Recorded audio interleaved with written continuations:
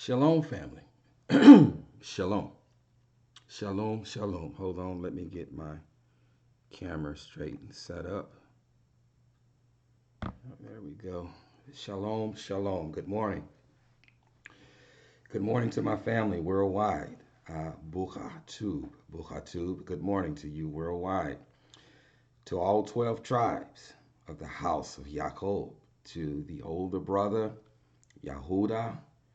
To the younger brother, Ephraim, to the rest of the sons of Adam, mankind, and by extension, the sons of Shaif, to the rest of mankind, the sons of Adam, who has come out from amongst the nations, who has come out from amongst uncleanness, who has come out from amongst swine, who has come out from amongst the Gentiles, the Goyim, the Goy, who was formerly known as a Goyim, a Gentile, a Goy, a nation, a swine, a pig, but is no longer considered such things, but indeed is now considered a fellow Yasharite, having been engrafted into the house of Yasha'al, having been joined to the branch, having been joined to the vine, having been joined to Ha-Netzah, the branch, and having become Netzarim, whereby becoming fellow citizens and fellow partakers of the same covenants and promise and inheritance that was given to Yasha'al and to Yasha'al alone.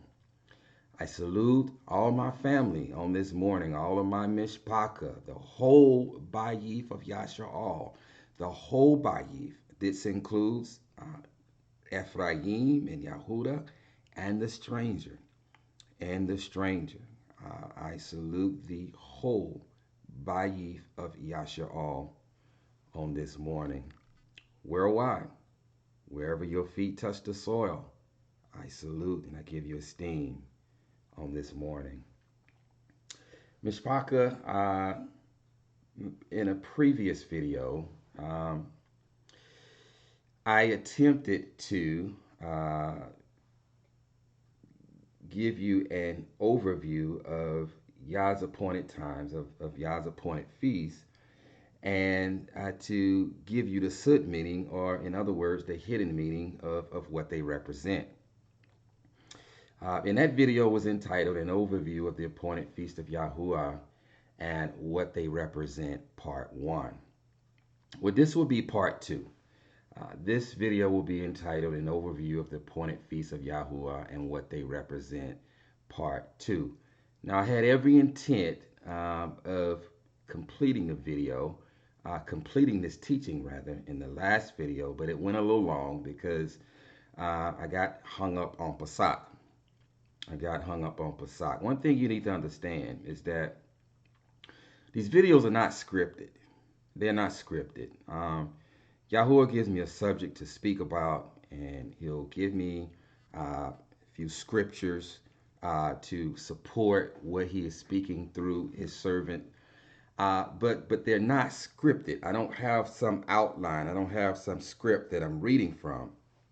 I speak as the Ruach gives me utterance.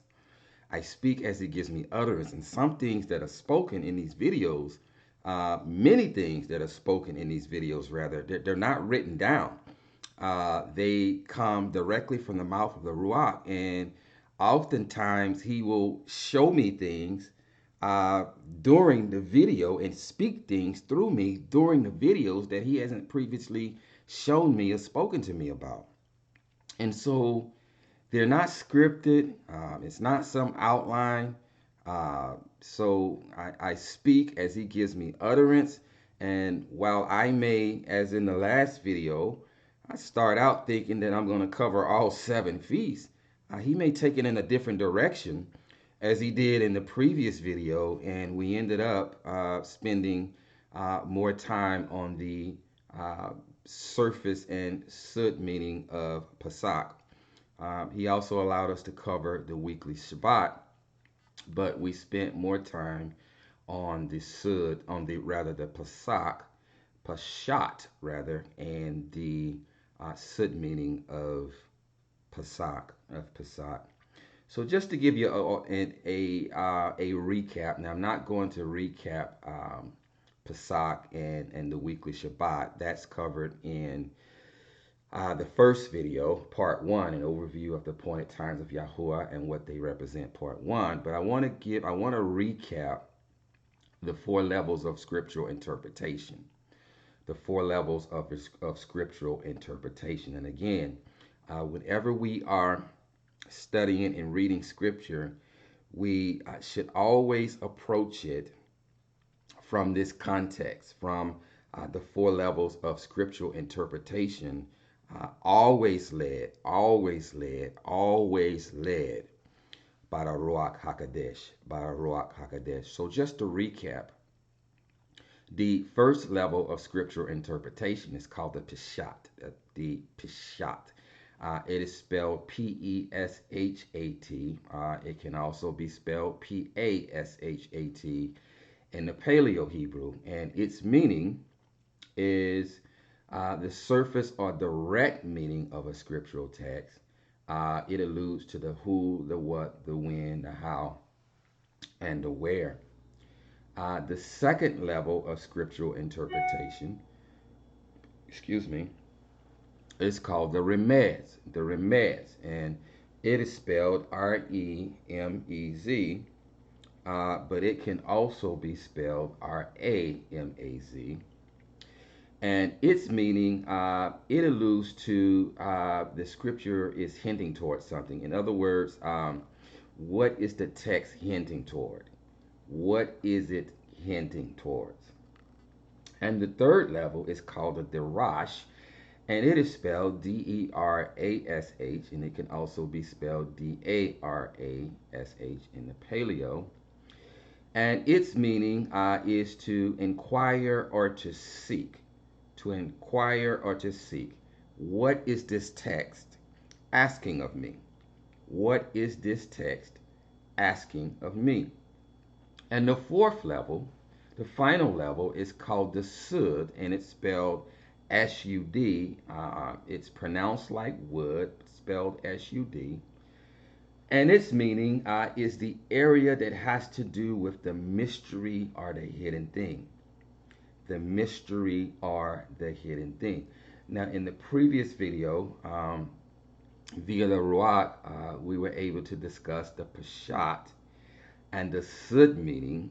We were also able to look at the Remez and the Derash. I didn't specifically mention them, but it was they too were discussed because we too hit on what it was hinting towards, what the text was hinting towards. We looked at the surface or direct meaning. We looked at the Derash. What is the text and what is it asking of me?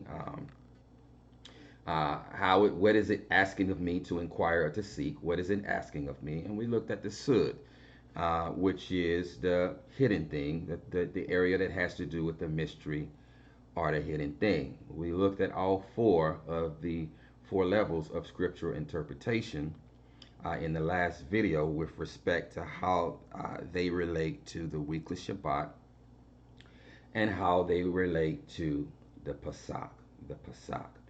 And again, it went a little long.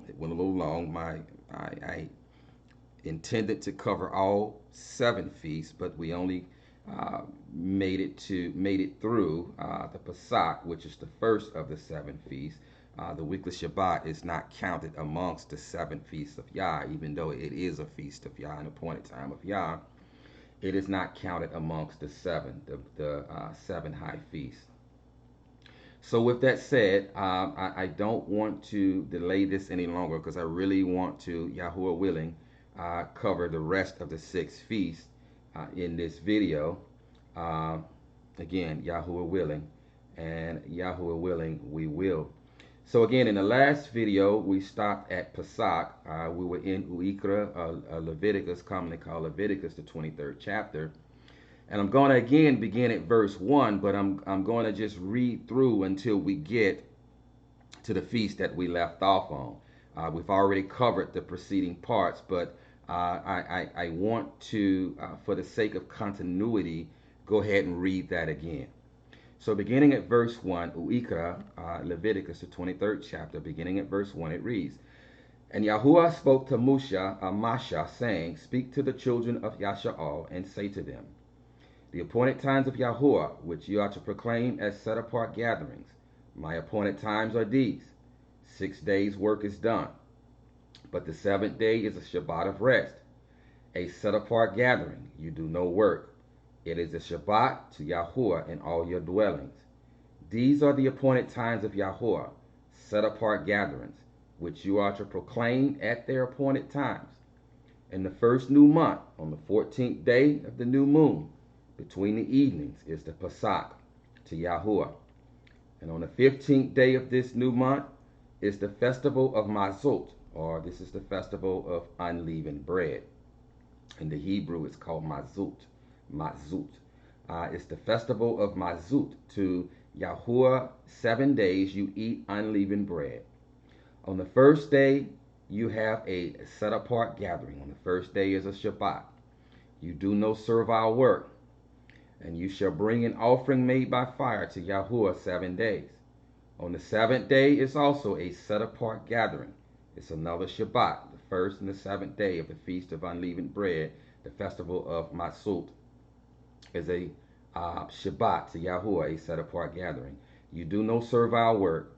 And Yahuwah spoke to Masha, saying, Speak to the children of Yasha'al. Now we're going into the rest of the feast. The rest of the feast. If you want a recap of the Shabbat, the week of Shabbat, and Passover, Pesach, I encourage you to review part 1 of this video series, of this teaching series. Nevertheless, and Yahuwah spoke to Masha, saying, Speak to the children of Yasha'al, and you shall say to them, When you come into the land which I give you, and shall reap its harvest, then you shall bring a sheaf of the firstfruits of your harvest to the Kohen. And he shall wave the sheaf before Yahuwah for your acceptance. For your acceptance. On the morrow after the Shabbat, the priest waves it. On the morrow after the Shabbat, the priest, the Kohen, waves it. Now, this has a couple of different interpretations. It always means the day after the Shabbat. It always means the day after the Shabbat. It has rather maybe 3 different interpretations. Now, there are some who adhere to the thought that and hear me, a day begins at night. I know it sounds silly, but there are some who adhere to the teaching and to the understanding that a day begins at night. I don't judge them, Zion. I don't judge them. I come in a spirit of shalom and a spirit of brotherhood, and so they too are even my ak and my akov. I don't judge them, but for the sake of this teaching, I have to make a distinction. There are some that believe that day begins at evening. I don't believe that. I believe that day begins at sunrise. That day begins at sunrise. So, with that said, there are some that believe that when the Feast of Unleavened Bread ends on the 7th Yom at evening, that this is when the Kohen goes in to make the wave offering, that this is the morrow after the Shabbat. This is the day that he goes in to wave the wave sheaf. And indeed, this is the day of first fruit. This is the Feast of First Fruit. I don't believe this. I don't believe this. I believe that, again, a day begins at sunrise.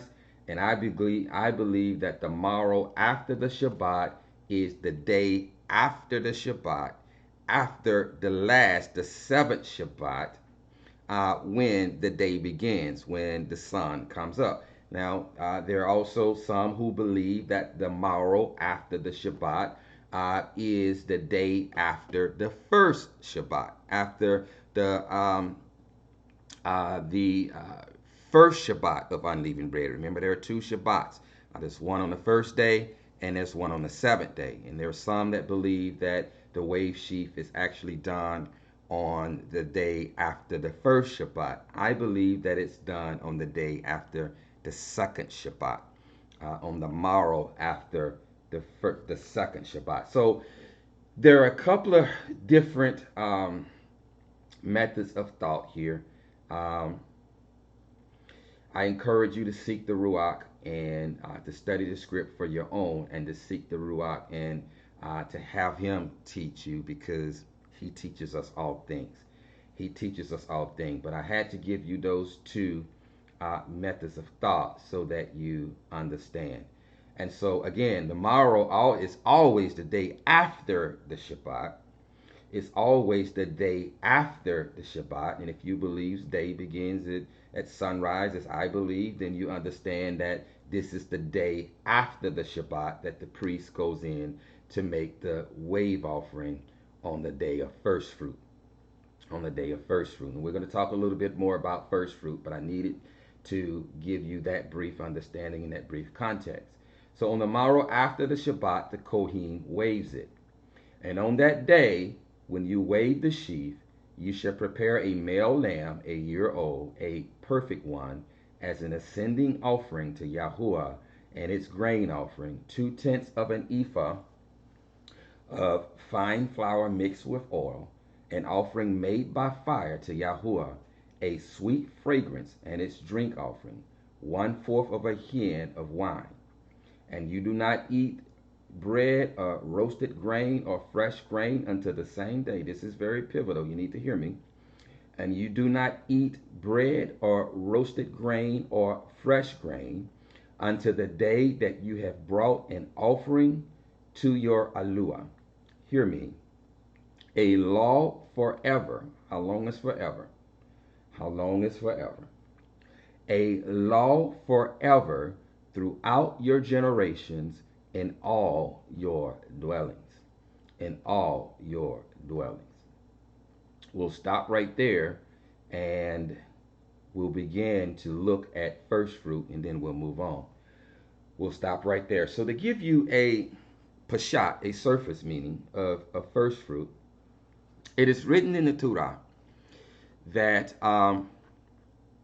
in the Torah of Moshe, given through Moshe, that when our people entered the land, when our ancestors entered the promised land, that they were to bring the first fruits of each harvest to Yahuwah. They were to give him the first fruits of the land.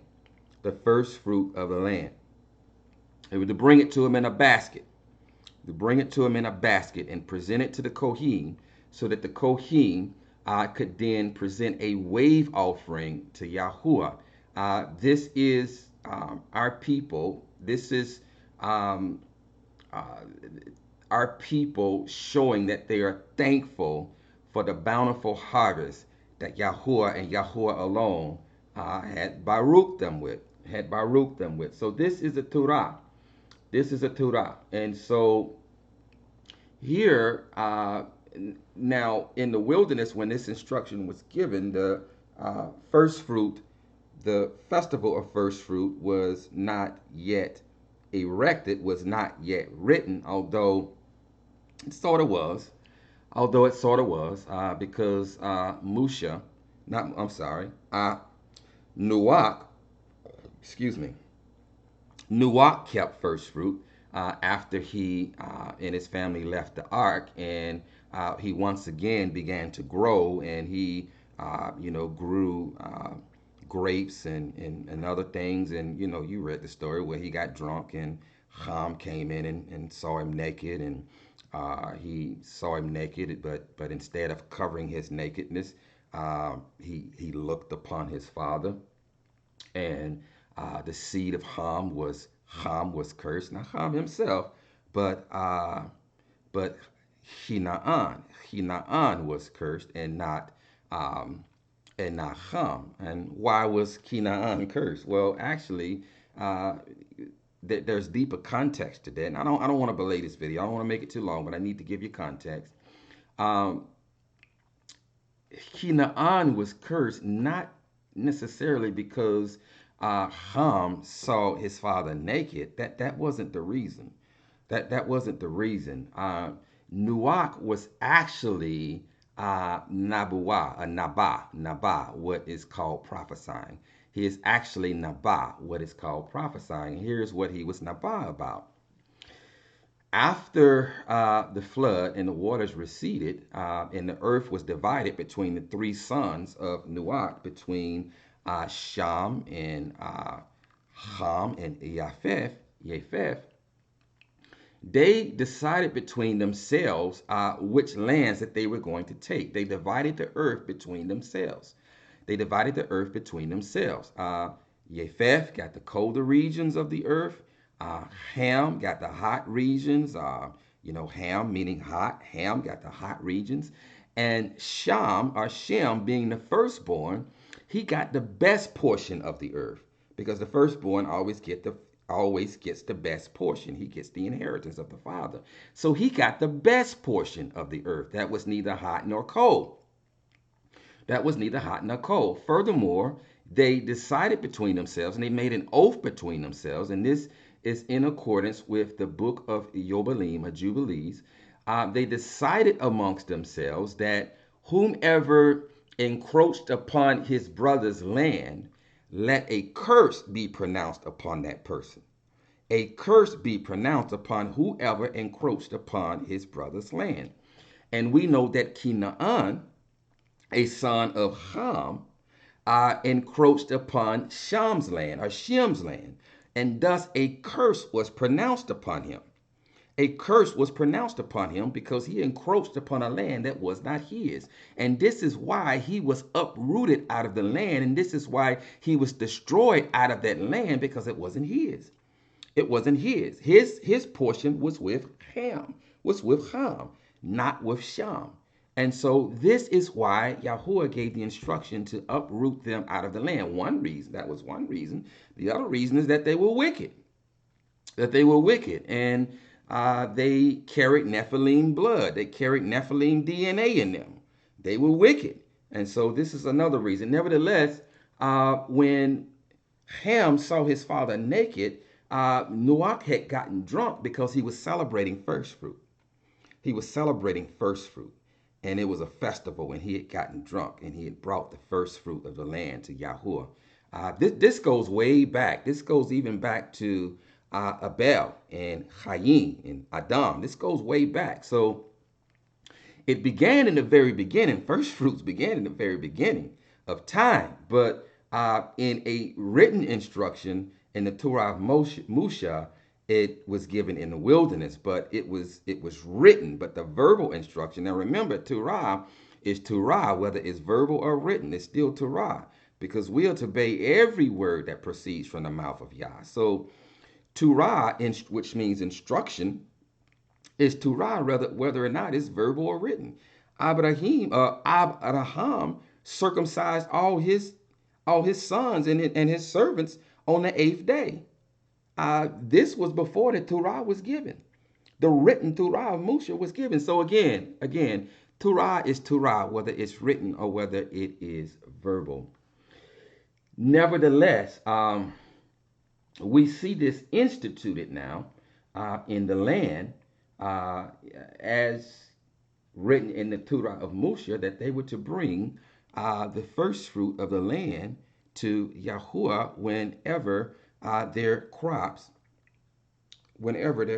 would produce. And so this was their way of giving thanks to Yahuwah for baruching the works of their hand, and for baruching their harvest.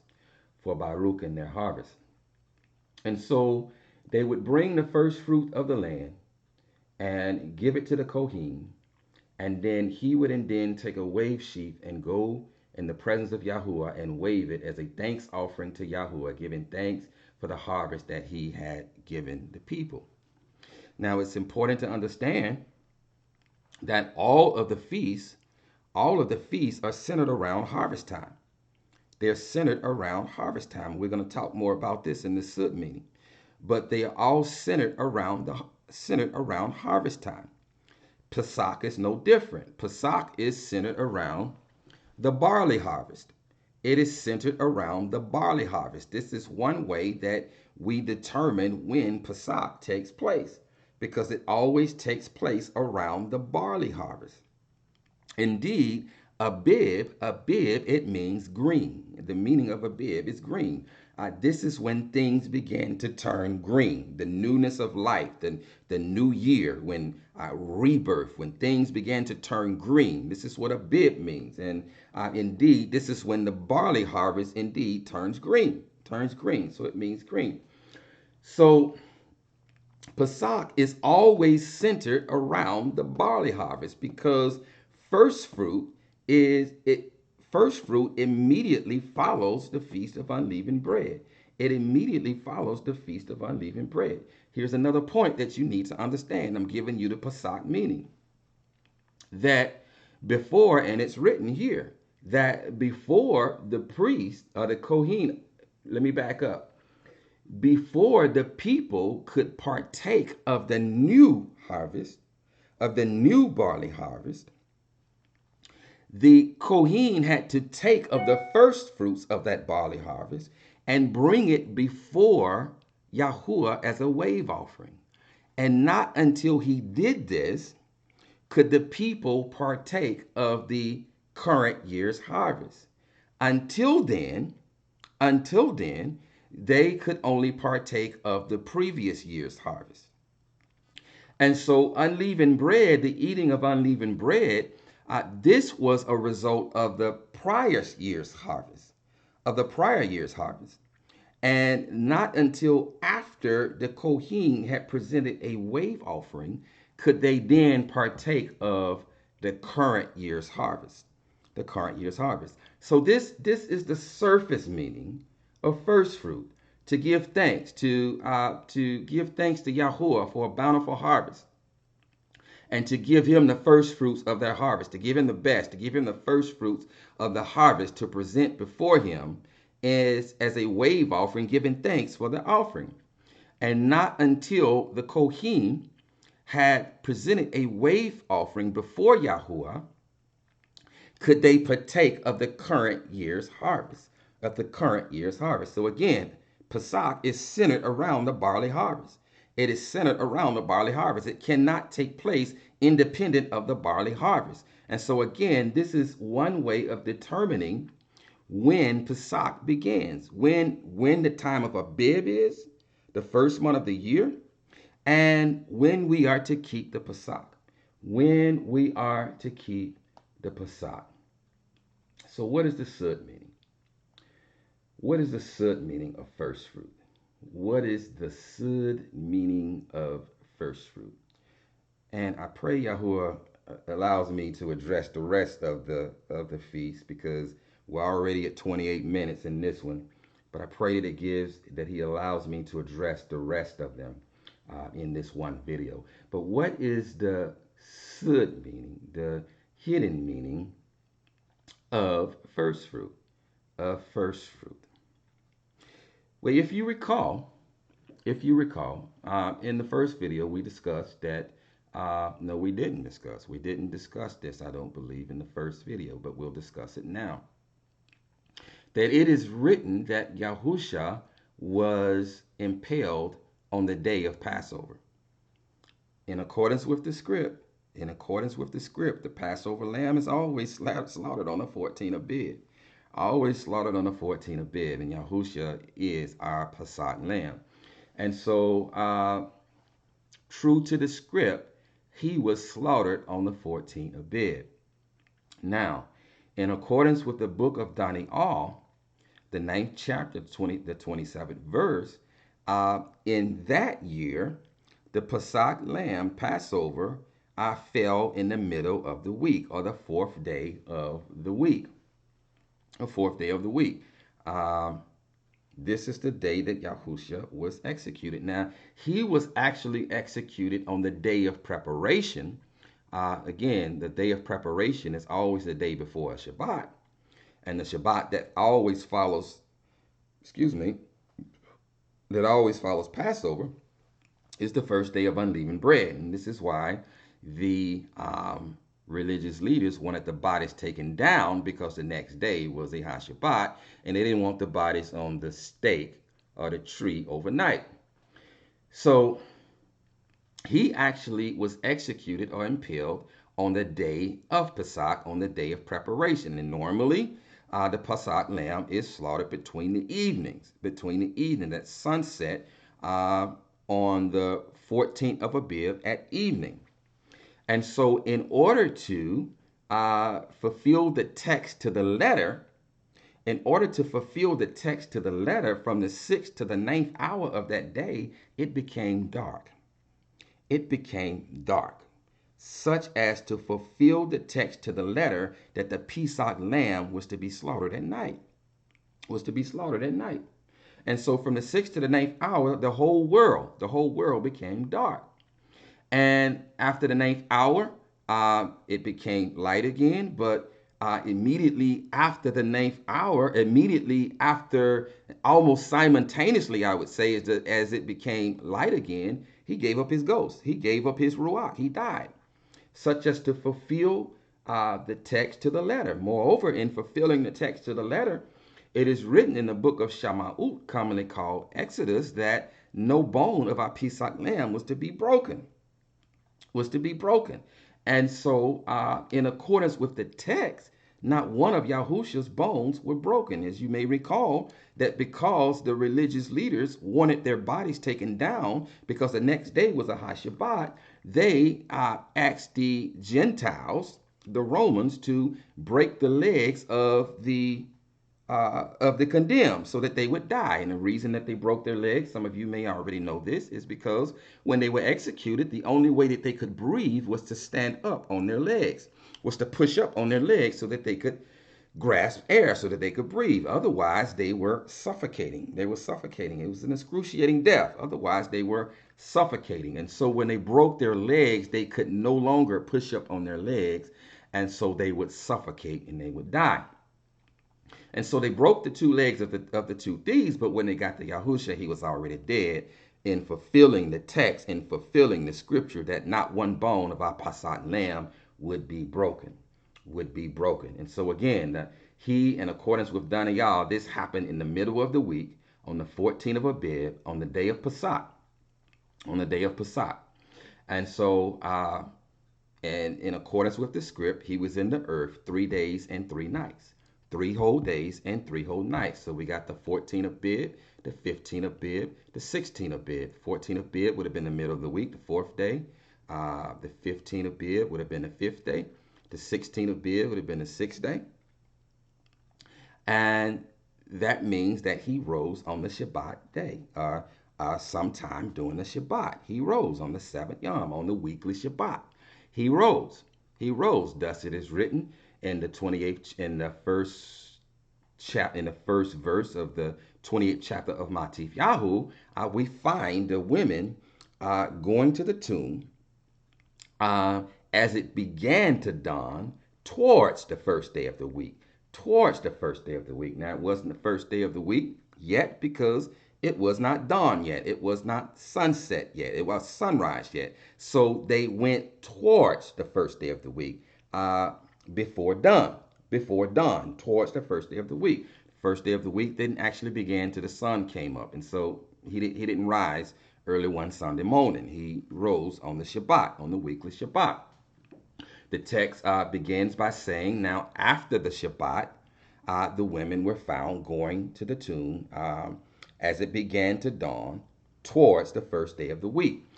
Which Shabbat are they talking about? We're talking about the weekly Shabbat, because again, the first day of unleavened bread always follows Passover, and this was that first Shabbat, so it couldn't have been then, because he was going to be in the earth 3 whole days and 3 whole nights. In fact, he was in the earth 3 whole days and 3 whole nights. So it was not that Shabbat. So you're counting from the middle of the week, 3 whole days and 3 whole nights, you arrive at the Shabbat. So the women came to the tomb and they found the stone rolled away. And Yahusha appeared to them, appeared to one of them. And she was so happy that she went and she grabbed him and he said, don't hold on to me. Don't hold on to me because I have not yet ascended to the Father. I have not yet ascended to the Father. Why did he tell her this? Why did he tell her this? Because first fruit had not yet occurred yet. First fruit had not yet occurred yet. And you see, Yahusha was the first fruit. Yahusha is the first fruit.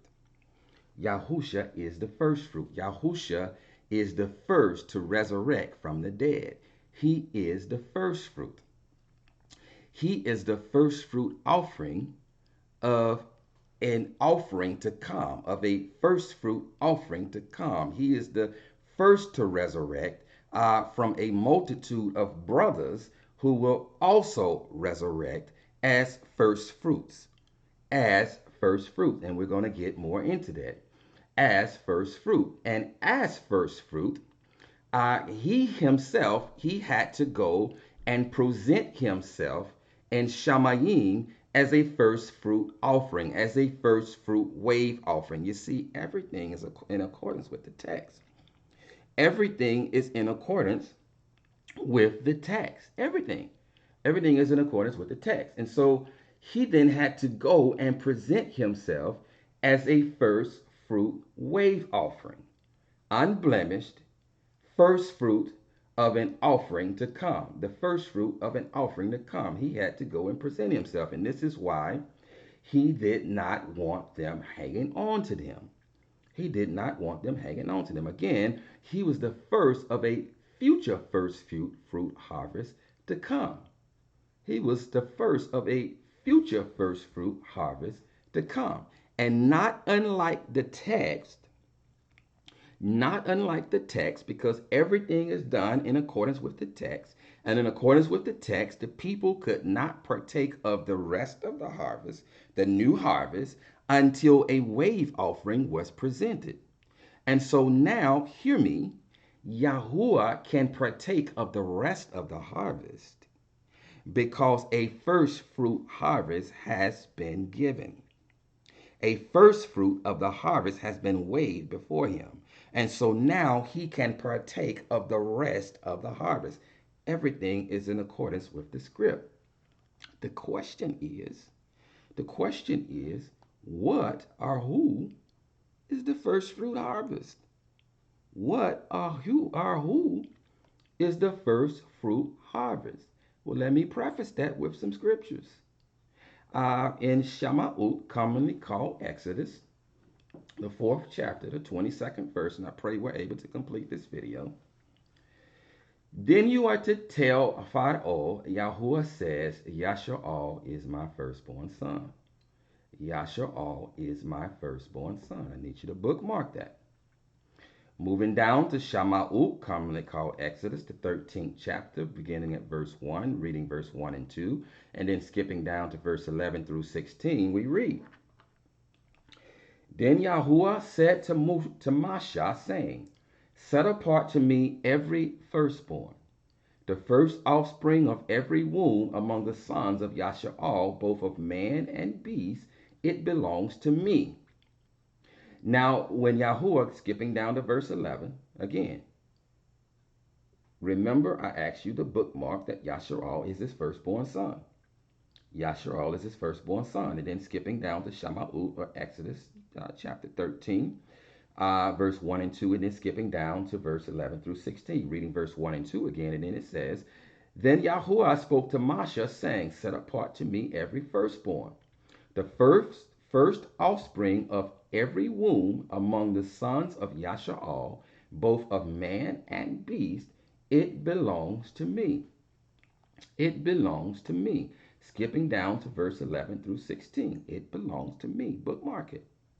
Now, when Yahuwah brings you to the land of the Kenite, as he swore to you and to your fathers, and gives it to you, you shall devote to Yahuwah the first offspring of every womb. Hear me. You shall devote to Yahuwah the first offspring of every womb. This is no different than devoting the first fruit of the harvest to Yahuwah. This is no different. It indeed is the same thing. It is the same thing. It is the very same thing. And as you recall, Yasha'al is his firstborn son. Now, when Yahuwah brings you to the land of the Canaanite, as he swore to you and to your fathers and gives it to you, you shall devote to Yahuwah the first offspring of every womb, and the first offspring of every beast that you own. The males belong to Yahuwah, but every offspring of a stiff-necked donkey, that should resonate, Zion. This should resonate. But every offspring of a stiff-necked donkey, doesn't say stiff-necked, but by implication, that's what it means, because a donkey is stiff-necked. He's stubborn. But every first offspring of a donkey you shall redeem with a lamb. But if you do not redeem it, hear me, then you shall break its neck. Listen, and every firstborn of man among your sons you shall redeem. And every firstborn of man among your sons you shall redeem. I ask the question again, who is his firstborn? Who is his firstborn son? So we read here in the scriptures that he only redeems firstborn sons. He only redeems firstborn sons. I ask the question again, who is his firstborn son? Who is his firstborn son? And every firstborn of man among your sons you shall redeem. And it shall be when your son asks you in the time to come, saying, what is this? Then you shall say to him, with a powerful hand, Yahuwah brought us out of Mitzrayim, from the house of slavery. It came about when Pharaoh was stubborn about letting us go, that Yahuwah killed every firstborn in the land of Mitzrayim, both the firstborn of man and the firstborn of beast. Therefore I offer to Yahuwah the males, the first offspring of every womb. But every firstborn of my sons, hear me, I redeem. But every firstborn of my sons, I redeem. So it shall serve as a sign on your hand and as phylacteries on your forehead. For with a powerful hand, Yahuwah brought us out of Mitzrayim, So both the firstborn of man and beast belongs to Yahuwah. Both the firstborn of man and beast belongs to Yahuwah. And this was instituted in Mitzrayim because Yahuwah came there with a strong hand. And he killed all the firstborn of Mitzrayim, both of man and beast. Both of man and beast. And he spared his firstborn, both of man and beast. He spared his firstborn. And so what was instituted there was that a firstborn had to die for a firstborn. Actually, this was instituted in the very beginning, but I don't have time to address that. But this was instituted in the very beginning. For without the shedding of blood, there shall be no remission of sin. Egypt meaning sin, Egypt meaning bondage. So blood had to be shed.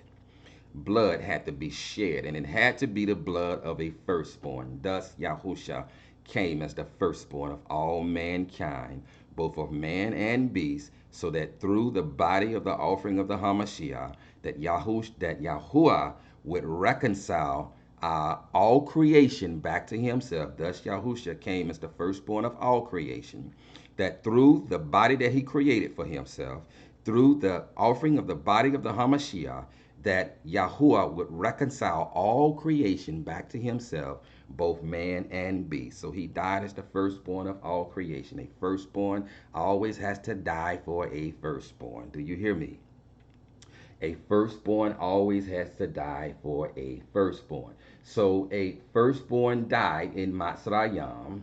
The wages of sin is death, and without the shedding of blood, there can be no remission of sin. And again, Mitzrayim, it means bondage. It means slavery. It is synonymous with sin. It indeed means the same thing. Mitzrayim is synonymous with sin, slavery, and bondage.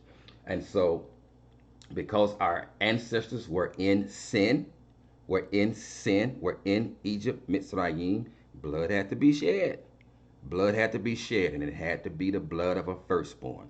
Firstborn of Mitzrayim, both of man and beast, for the firstborn of Yahuwah, so that the firstborn of man and beast could be spared for Yahuwah. So he then, in the wilderness, institutes this in writing, this Torah, this instruction, that so that our ancestors were not consumed for their sins, because they were still wicked, and they still needed ransom. They still needed redemption. And so whenever they would transgress, he instituted this, that all of the firstborn are mine, both of man and beast. But my sons you redeem. How do you redeem them? You redeem them with the firstborn blood of a sheep, a goat, or a bull.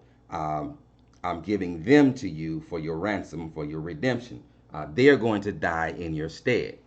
They are going to die in your stead. And so through the blood of a bull, sheep, or goat, this is how you're going to redeem my firstborn sons. This is how you're going to redeem my firstborn sons. And we understand that Yahusha represents all of the offerings, every single one of them. All of them pointed towards him. All of them were foreshadowing, they were a foreshadowing of the coming of the Hamashiach. They all pointed towards him. And so as firstborn, as the firstborn of creation, Yah created a body in which to dwell, and in this body he came as the firstborn of all creation, both of man and beast, to redeem or to ransom all creation, both of man and beast, back to himself. Again, who was his firstborn son? We read it. Who was his firstborn son? Does that mean the rest of the sons of Adam cannot be ransomed, cannot be redeemed? No, it does not. But in order for them to be ransomed and redeemed, they must be firstborn sons. They must be adopted sons. They must be fellow citizens of Yasha'al, who the covenants and promise and inheritance was given to alone. And how do they do that? They come through the Dalet, the only door. If any man comes by any way, he's a thief and a robber. They come through the Dalet. They come through the vine. They come through the branch, Hanetzah, the branch, the root of Yeshai that is planted in the land in righteousness, because the natural vine has been uprooted and scattered to the four corners of the Eretz. And so the Hamashiach, the root of Yeshai, the branch, the root that was planted in righteousness, that was left in righteousness, that has grown to a branch, a netzah, a ha-netzah, in order for the rest of the sons of Adam to become Yashalites, they then must become attached to the branch and become branches, netzarim, not sarim. No different than a native born, because we too have been uprooted out of the land. And so in order for us to be rejoined to the land, we must be joined or attached to the branch, to the root of Yeshai, who is still planted in the land in righteousness and that has grown into a righteous branch. We must be attached to the branch, to Ha-Netzah, and become Netzarim, not Sarim, whereby now we too are planted in the land in righteousness, because we're attached to him. Because we're attached to him and we're sucking in his righteousness, So whether or not you're native born or a Gentile, all must come by way of the Hamashiach. Must come by way of the Hamashiach. So when a stranger or a Gentile attaches himself to the vine, whereby becoming engrafted into Yasha'al, he becomes a fellow citizen. He becomes a Yasha'alite, no different than the native born.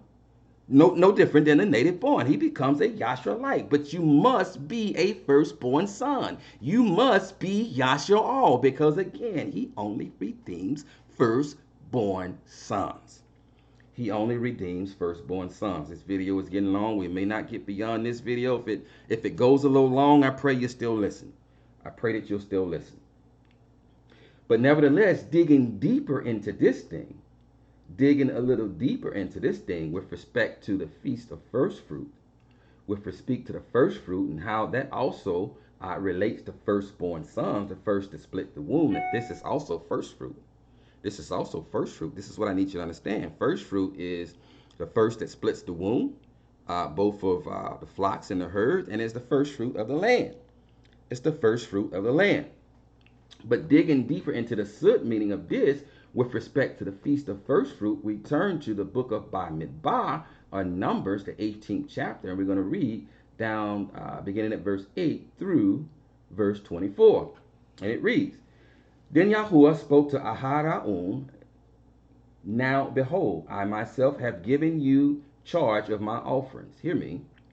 I myself have given you charge of my offerings. What offerings? Of the first fruit. Of the first fruit. The first to split the womb and the first fruits from the land. The first to split the womb and the first fruit from the land. Then Yahuwah spoke to Ahara'un, Now behold, I myself have given you charge of my offerings, even all the set apart gifts of the sons of Yasha'al. I have given them to you as a portion, and to your sons as a perpetual allotment. As a perpetual allotment. What does perpetual mean? Perpetual means that something repeats itself over and over and over again without end. It's perpetual. It has no end. It just constantly and consistently repeats itself over and over again without end. So it says that this is a perpetual allotment. I need you to understand that. It's eternal. It's perpetual, albeit it is a foreshadowing. Yet it is perpetual. It is perpetual.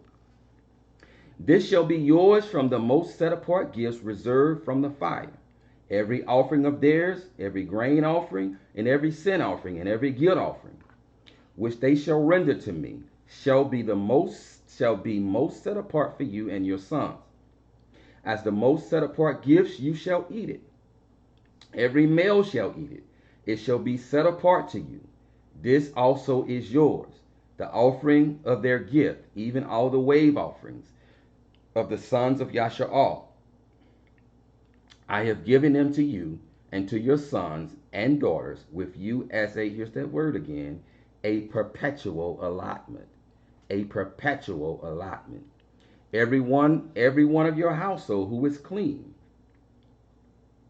may eat it. All the best, hear me, of the fresh oil, and all the best of the fresh wine and of the grain. This is first fruits. The first fruits of those which they give to Yahuwah, I give them to you. I give them to you. We're still talking about the sud meaning of first fruit. So here, Yahuwah is giving the instruction that the first fruit offerings, they are yours. They belong to the kihunah. They belong to the priesthood. They belong to the high kohen, the kohen gadol, the high priest. Reading on, the first ripe fruits of all that is in their land, which they bring to Yahuwah, shall be yours. Every one of your household who is clean may eat it. Every devoted thing in Yasha'al shall be yours. Every first issue of the womb of all flesh. See, this is repeating about Shama'uf, the 13th chapter. The firstborn of man and beast is yours. Every first issue of the womb of all flesh, whether man or animal, which they offer to Yahuwah, shall be yours. Shall be yours. Again, the blood of a firstborn had to be shed for a firstborn. Had to be shed for a firstborn. So he allowed the shedding of the blood of the firstborn of animals or beasts, the first to split the womb. He allowed that blood to be shed in the place of his firstborn son. But nevertheless, a firstborn had to die for a firstborn. But the offering, the firstborn, the first fruit offering, and the first that split the womb, this belonged to the Kohen. This was theirs as food. As food. It says, whether man or every first issue of the womb of all flesh, whether man or animal, which they offer to Yahuwah, shall be yours. Nevertheless, the firstborn of man you shall surely redeem. Who is his firstborn son again? We've already established that, or the text has already established that. Who is his firstborn son? Nevertheless, the firstborn of man you shall surely redeem.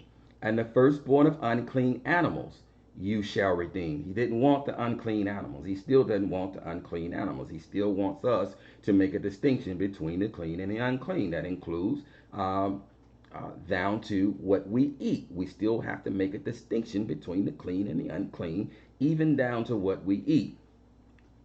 As to their redemption price, from a month old, you shall redeem them by your valuation. This is very key here. As to their redemption price, from a month old, you shall redeem them. So from a month old, every month, a redemption offering was given. What is this redemption offering every month? This is what is called the new moon feast, or the new month feast. This is what's called the new moon or the new month feast. The redemption offerings were done every month. And so when they were offered, there was a feast. There was a feast because you always partake of the offerings. Because you always partake of the offerings. And so this is why we celebrate the new moon or the new month feast. As to their redemption price, from a month old, you shall redeem them by your valuation. 5 shekels in silver, according to the shekel of the set apart place, which is 20 gerahs. But the firstborn of an ox, or the firstborn of a sheep, or the firstborn of a goat, you shall not redeem. They are set apart. You shall sprinkle their blood on the altar, and shall offer up their fat in smoke as an offering by fire, for a soothing aroma to Yahuwah. As for a soothing aroma to Yahuwah. And again, Yahushua satisfied all of these offerings.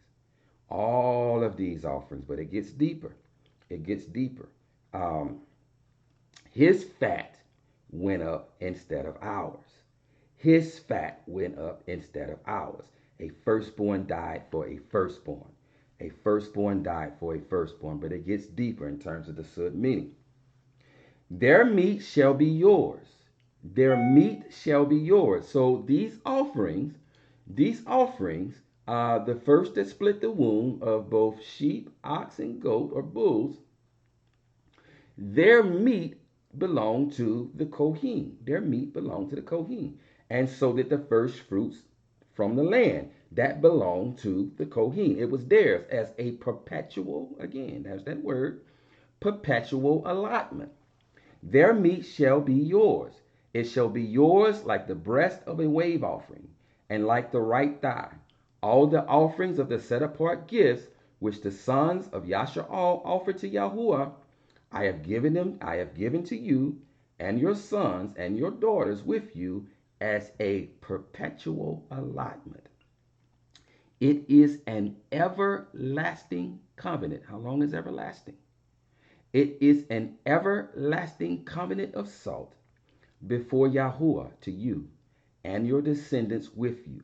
Then Yahuwah said to Ahara'um, you shall have no inheritance in the land, nor own any portion among them.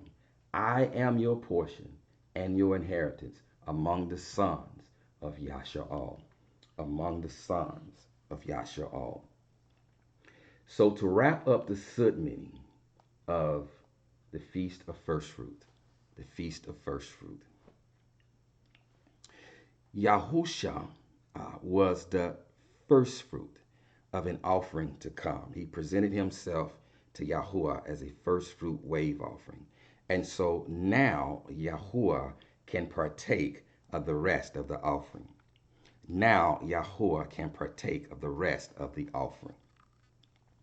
Who was the offering? Who was the first fruit? Who was the firstborn son? The text has established that Yasha'al is his firstborn son. Yasha'al is the first fruit. Yasha'al is the first that splits the womb. Yasha'al is the first fruit of the land. It's the first fruit of the land. And so hidden within the Feast of First Fruit is the first resurrection. Is the first resurrection of the first fruit. Is the first resurrection of the first fruit. And as it is written in the text, the Kohen Gadol as a perpetual allotment is always given the first that splits the womb, that meat is his, and the first fruit from the land, that is his as a perpetual allotment, because they had no inheritance in the land. They had no inheritance. And so in order for them to eat, they depended on the first that split the womb, these first fruit offerings, and the first of the first fruit from the land. They depended on this to eat. They also depended on a tenth of the tenth that was given to the Luim or the Levites, and we'll get to that further down. They depended on a tenth of that so that they could eat because they had no inheritance in the land. Neither did the Luim, but again, we'll get to that further down. So this was their perpetual allotment. How does this relate to first fruit, and how does this relate to us? Again, everything written is eternal, and most things written are a mere foreshadowing of things to come, inclusive of the 7 feast days. They are a foreshadowing of things to come. They are eternal. The instructions are eternal. The Luim Kihuna is no longer in the earth because there's no more Hekel at Yerushalayim. They no longer preside over the Hekel. There is a greater Kihuna now in the order of Melchizedek, where Yahushua HaMashiach is the Kohen Gadol. He is the Kohen Gadol. And because it has been perpetually established as an everlasting covenant without end, that the Kohen Gadol is to partake of the first fruit, the first issue that splits the womb of animals, and the first fruit of the land, because this is a perpetual offering. This also applies to him as Kohen Gadol. And so the first issue that splits the womb belongs to him as the Kohen Gadol. This is his portion. This is his portion. It has been established that Yasharal is the first that splits the womb. We are his firstborn son. We are his first fruits. And so when he comes back in the first resurrection, it is the first fruit that are going to rise. This is who he is coming to get for the wedding feast. For the wedding feast, he's coming to get his portion. He's coming to get his portion for the feast. He's coming to get his first fruit, his firstborn son, Yasharal, and for those who have joined and engrafted themselves to us. Who have joined and who has engrafted themselves to us. Again, a wave offering has already been made. And so now Yahuwah can partake of the rest of the offering. He can partake of the rest of the new harvest. The rest of the new harvest, which is us. Which is us. You may be asking, what about those who are not first fruit? And we're going to get to that as that relates to the rest of the feast days. But in terms of the feast of first fruit, the sud meaning of that, it is a foreshadowing of the first resurrection. The resurrection of the first fruit. The resurrection of the first that splits the womb. That belongs to the Kohen Gadol, Yahushua HaMashiach. And that is us. And that is us. This is what the feast of first fruit alludes to. This is what it alludes to. This video is going a little long, but I'm going to attempt to complete it. That went a little long, but I'm going to attempt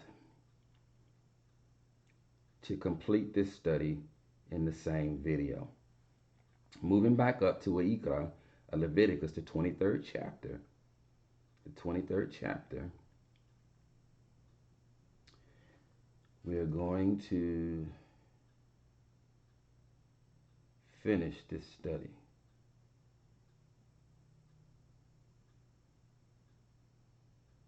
They are set apart to Yahuwah, the Kohen. On the same day you shall proclaim a set apart gathering. You do no servile work. Where did I stop at?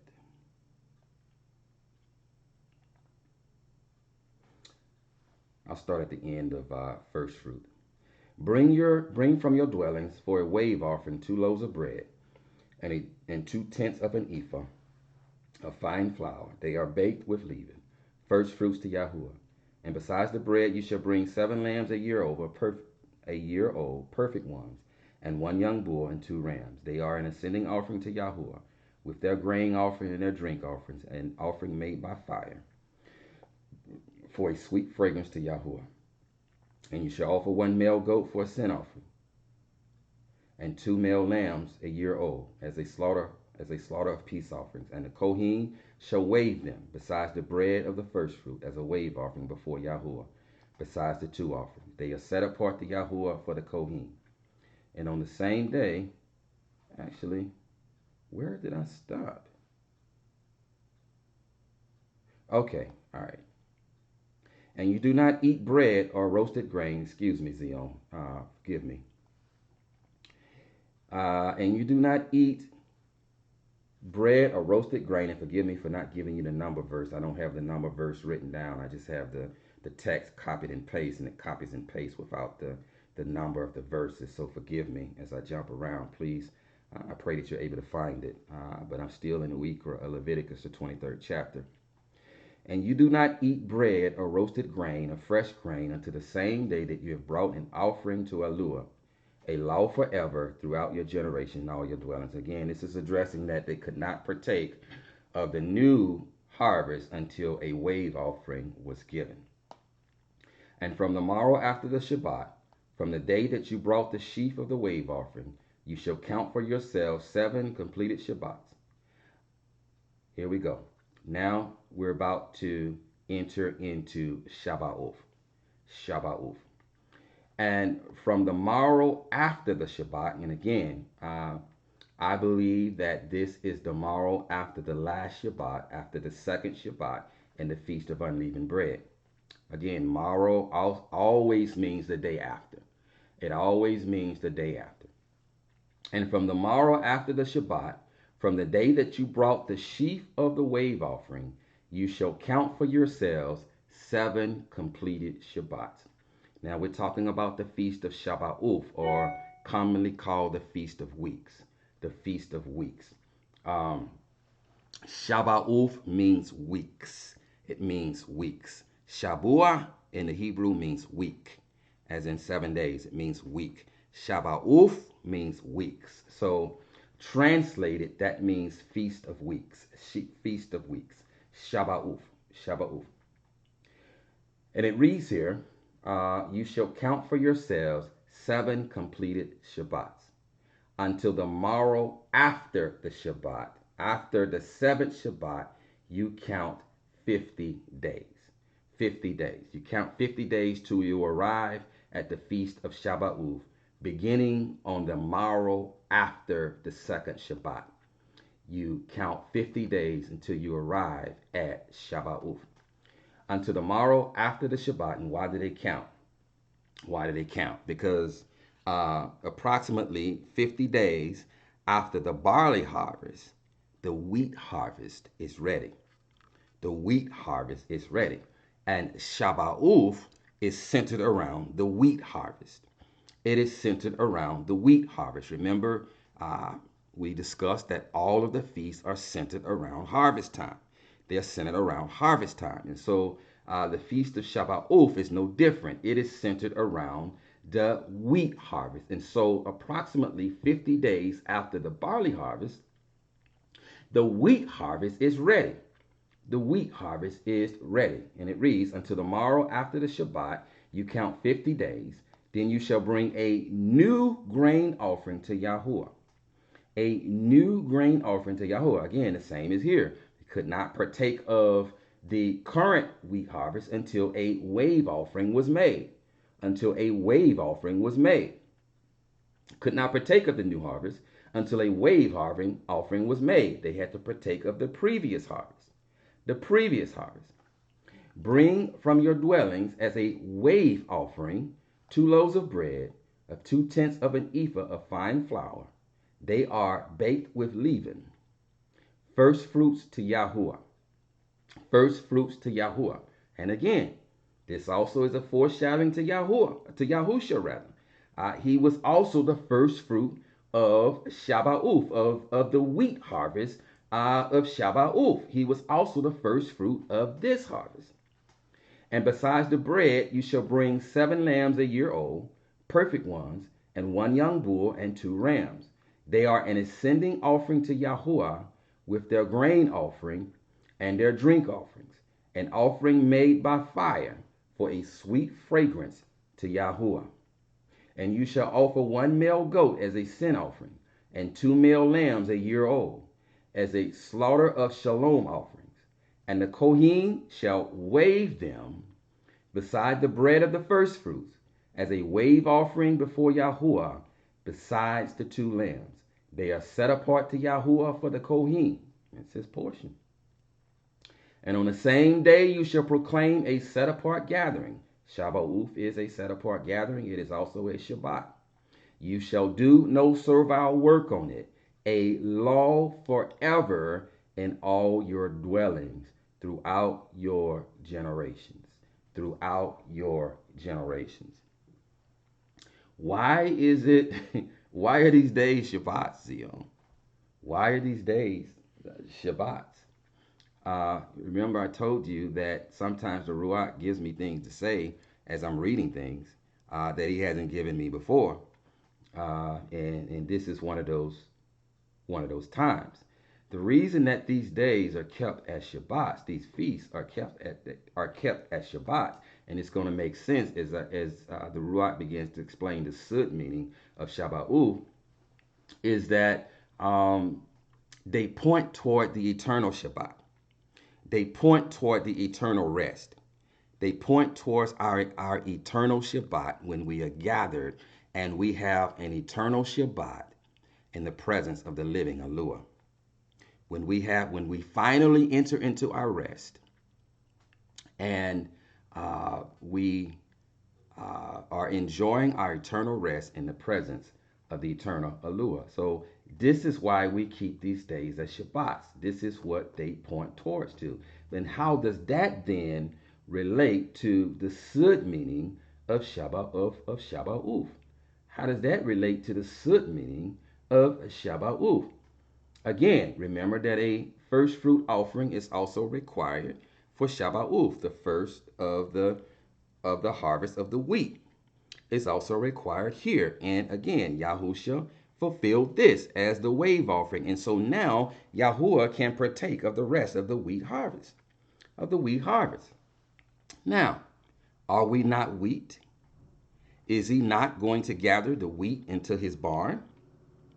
Is he not going to make a distinction between the wheat and the tares?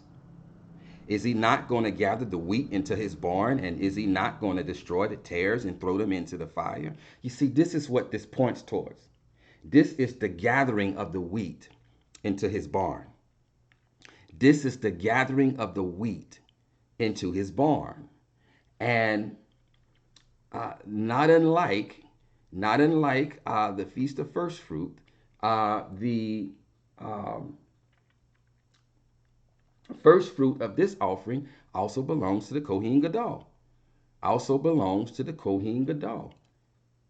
The first fruit of the wheat harvest belongs to the Kohen Gadol. So you say, is there other wheat? Is there other wheat besides Yasharal? We're going to get to that. But the Shabbat represents the wheat harvest. It represents the wheat harvest, the gathering of the wheat into his barn. Moreover, it also represents the marriage feast of the Lamb, of gathering the wheat from the land, of gathering his wheat into his barn. What I also need you to understand is that Shabbat is our marriage anniversary. It is our marriage anniversary. So again, it represents the marriage feast. It represents the marriage feast of the Lamb. It represents him gathering his wheat into his barn. As on Shabbat at Mount Sinai, he gave the 10 words. He gave the 10 words. He gave the words of the covenant. He gave our marriage vows. He gave the words of the covenant, covenant meaning marriage. He gave the words of the covenant on Shabbat at Mount Sinai. And so this is when he first entered into marriage with our ancestors at Mount Sinai on Shabbat. And this is when the 10 words were given. Thousands of years later, couple of thousands of years later, perhaps, I don't know the exact time, on Shabbat, what they call the day of Pentecost, on Shabbat, the renewed covenant began to take effect. The renewed covenant began to take effect. He renewed the marriage covenant with us. He renewed the marriage covenant. And so where on Shabbat at Mount Sinai, where the words of the covenants were written on 2 tablets of stone, on Shabbat, what they falsely call the day of Pentecost, the words of the covenant, the marriage covenant, was then written on tablets of flesh. It was written on tablets of flesh. So this was the renewing of the marriage covenant. So Shabbat, every Shabbat is our marriage anniversary. It is our marriage anniversary. And as a foreshadowing, it represents the marriage supper of the Lamb, when Yahuwah is going to come and gather the wheat into his barn. He's going to come and gather the wheat into his barn, and we are going to be finally married and joined with him. We're going to be finally ahad with him. We are going to enter into the marriage chamber and become one and become ahad with him. You see, right now we indeed are married to him. He is our ash, but we have been betrothed. A marriage price has been paid. A heavy marriage price has been paid by blood and not by 50 pieces of silver. By the way, 50 pieces of silver is the price for a virgin, and you better be a virgin when he comes back to get us, or you're going to get kicked out of the marriage chamber. You're going to be kicked out of the marriage chamber. You're going to be taken outside and destroyed if you are not a virgin. If you are not a virgin. It is accepted and expected when you pay the price of a virgin, 50 pieces of silver, or in this case, a heavy price of blood. It is expected that when you bring your wife into the marriage chamber, that she is going to be a virgin, and that covenant then is going to be sealed by blood, by the breaking of the hymen when the husband enters her. This is expected. But if you enter that chamber and your hymen has already been broken and you're not a virgin and 50 pieces of silver has been paid, you're going to be taken outside and stoned because you have brought shame and whoring on your father's house, and you've brought guilt and abomination in the land of Yasharah. You're going to be taken outside, so you better be a virgin. Your garments better not be stained with the blood of your virginity, indicating that you have been lying, that you have been giving up the cookies to other husbands, to other false deities, to other false mighty ones. You better be obedient to your Ash, like Sarai, and calling him master and obeying every word that proceeds from his mouth. Because if you are obeying other husbands, you're going to be destroyed, because you're an adulteress. Even though you haven't become one, you're an adulteress. You are an adulteress, and you're going to be destroyed. Again, we have been betrothed. We have been betrothed. A bride's price has been paid. The only thing remains is the marriage feast and the consummation of the marriage by being taken into the marriage chamber and becoming one, becoming ahad, by becoming one with our husband. Nevertheless, Shabbat, the Feast of Weeks, it represents gathering the wheat into his barn. It's our wedding feast. It's our wedding feast. It's our wedding anniversary, because the words of the covenant, the words of our marriage vows were given at Mount Sinai on this day, and our ancestors declared, I do. In other words, they declared, I will. I will. The same as when they go to these secular marriages, and the preacher says, to death do you part, do you take this woman to be your lawful wedded wife, and all of that. If you're Yasharal, you know that that's a man, that a true marriage does not constitute that. Anyway, I'm not here to talk about that. But in the same way at Shabbat, when these words were spoken by the very mouth of Yah, because they was there and they heard the 10 words spoken from his mouth, they said, I will. They said, I will. Moreover, they said, when Musha spoke words to them, every word that Yahuwah has said, we will do. We will do. They entered into covenant. And this is an everlasting covenant. And if you are Yashar'al, you are in this covenant, whether you agree to it or not. Whether you agree to it or not. And if you are not obeying the words of this covenant, this is why a lot of you are still under curses. This is why a lot of you are still being cursed, because we are bound to this covenant, because our ancestors said every word that you spoke, that Yahuwah has spoken, we will do. We will do. So these curses are not going to be broken until you come back into covenant with the Most High Yah. Yasha'al is treated differently. We are people of covenant. We are the people of the covenant, and we are treated differently. There's a different expectation with us.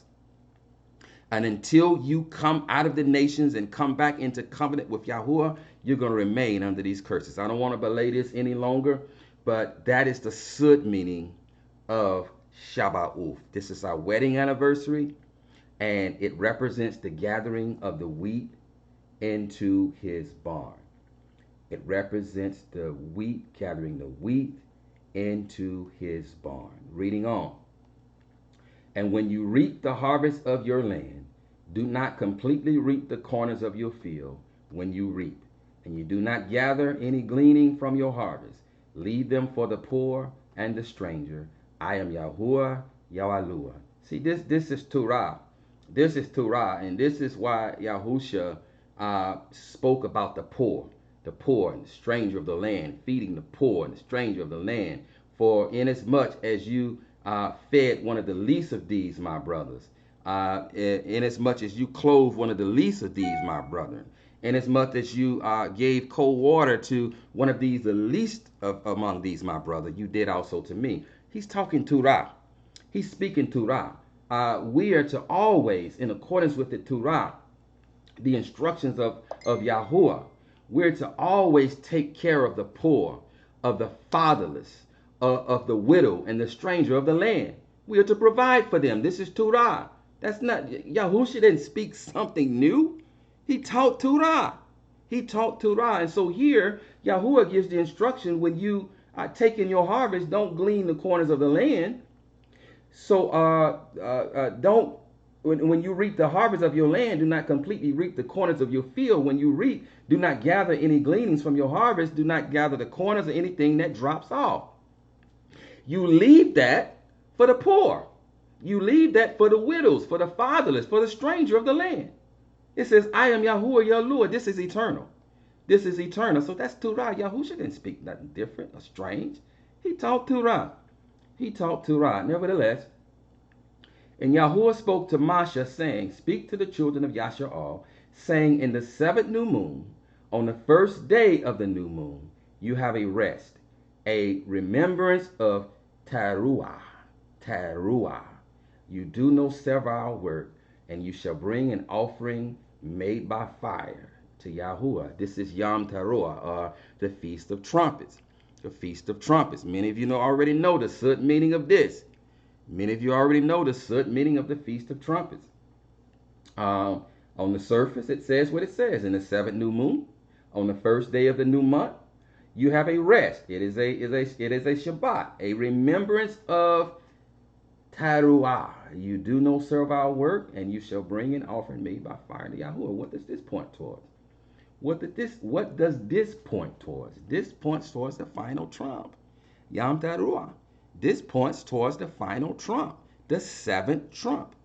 The 7th trump. There are 6 preceding trumps with terrible woes. In the book of Hazun, or Revelation, there are 6 preceding trumps with terrible woes. And after the terrible woes, as it is written in the book of Matif Yahu, the 24th chapter, immediately after the distress of those days, Yahuwah is going to send his messengers by the sound of a great shofar, the 7th trump, and he's going to go and gather his people, his set apart ones, his first fruit from the 4 corners of the earth. He's going to gather his wheat into the barn. He's going to gather his first fruit. He's going to gather us into the barn. He's going to gather his people into the barn and bring us back into our land. And bring us back into our land. So Yom Teruah represents the 7th and final trump, when the final trump will sound, and the dead in Hamashiach will rise. And those of us who are alive and remain will be changed in the twinkling of an eye, and we will be caught up. We will join them in the air in our land. will we be with him always? Will we be with him always? So this is the meaning of Yom Teruah. I'm not going to spend a lot of time on that. And Yahuwah spoke to Moshe, saying, on the 10th day of this seventh new moon is Yom HaKipparim. Yom HaKipparim. This is the Day of Atonement. Yom meaning day. Ha meaning Kipparim meaning atonement. So this is Yom HaKipparim, the Day of Atonement. It shall be a set apart gathering for you, and you shall afflict your beings, and shall bring an offering made by fire to Yahuwah. And you shall do no work on that same day, for it is Yom Kipparim, to make atonement for you before Yahuwah Yoaluah. For any being who is not afflicted, now this means fast. When you afflict your being, you fast. And we understand that in the Hebrew sense, a fast is you go without food and water. You know, it's not a Christian fast where you say, I'm going to fast from Facebook, or I'm going to fast from sweets, or I'm going to fast from TV, I'm going to fast from Facebook. No, a true fast is going without food and water. Without food and water. This is true affliction of the body, going without food and water. For any being who is not afflicted on that same day, he shall be cut off from his people. This is eternal. This is eternal. We still afflict our bodies. And any being who does any work on that same day, that being I shall destroy from the midst of his people. You do no work. A law forever. How long is forever? A law forever throughout your generations and all your dwellings. It is a Shabbat of rest to you, and you shall afflict your beings. You shall fast. And on the 9th day of the new moon at evening, now here's where the weekly Shabbat differs from Yom Kipparim. The weekly Shabbat, in accordance with Shamma'ut, Exodus 16, begins at sunrise on the 7th day. And here's where a lot of people get confused. This is a separate instruction that deals with Yom Kipparim. This is a separate instruction that deals with Yom Kipparim. And he had to give separate instructions because they are separate. Because they are separate. But here it reads, on the 9th day, hear me, listen very carefully. On the 9th day of the new moon, at evening, from evening to evening, you observe your Shabbat. You observe your Shabbat. Now, the reason that the Shabbat here begins at evening on Yom Kipparim, because Yom Kipparim is called the Shabbat of Shabbats. It is the highest of all the Shabbats. This is the Day of Atonement. Hear me. This is the Day of Atonement when you afflict your being in sackcloth and ashes, when you humble yourself. When you humble yourself before the Most High, you know, making the declaration that I am dust, I am dirt, Abba. I am dirt. I am imperfect in all my ways. I am fallible. I am dirt. I am an unrighteous man. I have unclean lips, Abba. Remember me on this day. Remember me in my humility, because I'm humbling myself before you. I am humbling myself before you and declaring to you that, Father, I am nothing. And I'm asking you through my humility, through my affliction, I'm asking you to have pity on me, to have pity on me and atone for my sin. Atone for my sin. Have pity on me. And so this is called the Shabbat of Shabbats. And so because it is called the Shabbat of Shabbats and it involves affliction, it goes, it starts at the 9th day at evening and goes to the evening of the 15th day. Now the Shabbat begins at evening here because it is preparation, preparing the body and the mind, preparing the body and the mind to get the body and the mind in the right place, in the right state of humility, in the right place of focus, and to prepare the body for the affliction that you're getting ready to impose upon it, So it's given as preparation to prepare you for the infliction of what is being, of what you are about to impose on the body. Nevertheless, it says on the 9th day, of the new month at evening, from evening to evening, you observe your Shabbat. You observe your Shabbat. You observe your Shabbat. It does not say you afflict your being from the ninth day at evening. That's when you begin the Shabbat. It does not say you begin your affliction there, your fast there. That's when you begin the Shabbat. And it goes on to say, and Yahuwah spoke to Moshe, saying, speak to the children of Yashar'al, saying, on the, actually, this is incomplete, because we understand that on the 10th day of that same month, on the 10th day, maybe I already read it.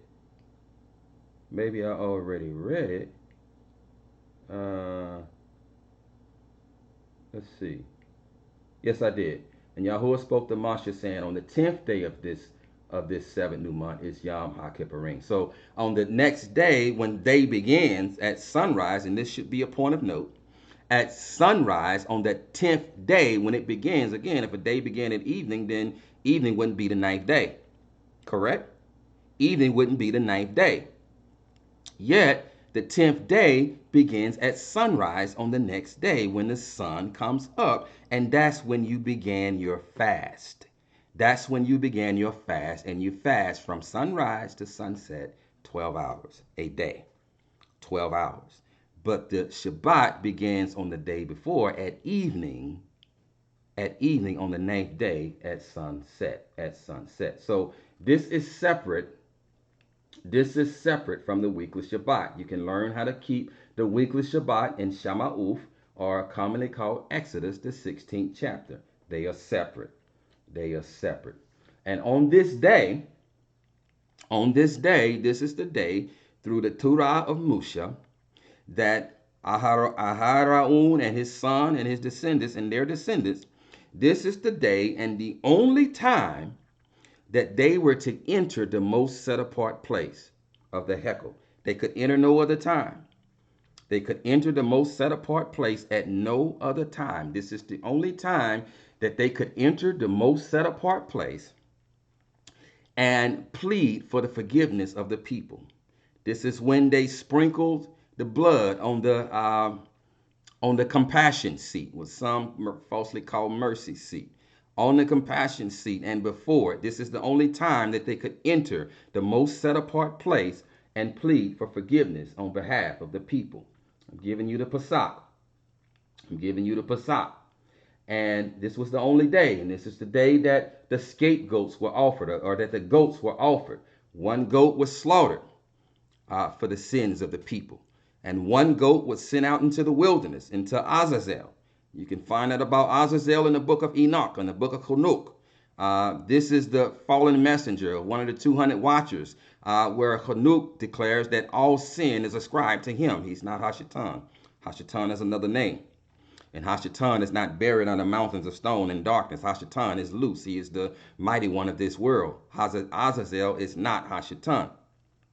But because all sin is ascribed to Azazel, then the scapegoat was sent out to the wilderness to him, where sin rightly belongs, because sin is ascribed to him. All sin is ascribed to him. So the scapegoat was sent out to him. And so as a result of Aharon and his descendants going into the most set apart place to make atonement for the people would afflict themselves. They would humble themselves, because fasting is a sign of humility. It is a sign of humbling yourself, in a place of meekness and humility, and recognizing that you are fallible, and recognizing that you are unrighteous, that recognizing that you are dirt and you are dust. Dust, the ash, the dirt is was poured over their head. And if you continue to want to cover yourself in dirt and sackcloth and ashes, then feel free to do so. But the intent was to show humility of heart. And so if you don't have humility of heart, I don't care how much sackcloth and ashes you put on, it's just show at that point. It's just show. You must have humility of heart. You must have genuine meekness and humility. Genuinely humble yourself in meekness and humility and come before the Most High Yah and ask for forgiveness on this day and pray that you are atoned for and pray that you are forgiven. And so this is why our people afflicted themselves once a year and still afflict ourselves once a year on Yom Kippurim. On Yom Kippurim. But what is the Sud meaning? What is the Sud meaning of Yom Kippurim? What is the Sud meaning of Yom Kippurim? Of Yom Kippurim. What is the Sud meaning? What is it pointing towards? What is it pointing towards? Looking at Uikra, Leviticus, the 25th chapter, starting at verse 8 and reading through verse 13, we're going to get into the Sud.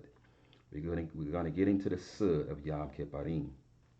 Beginning at verse 8, it reads, "And you shall count 7 Shabbats of years for yourself, 7 times 7 years. And the time of the 7 Shabbats of years shall be to you 49 years.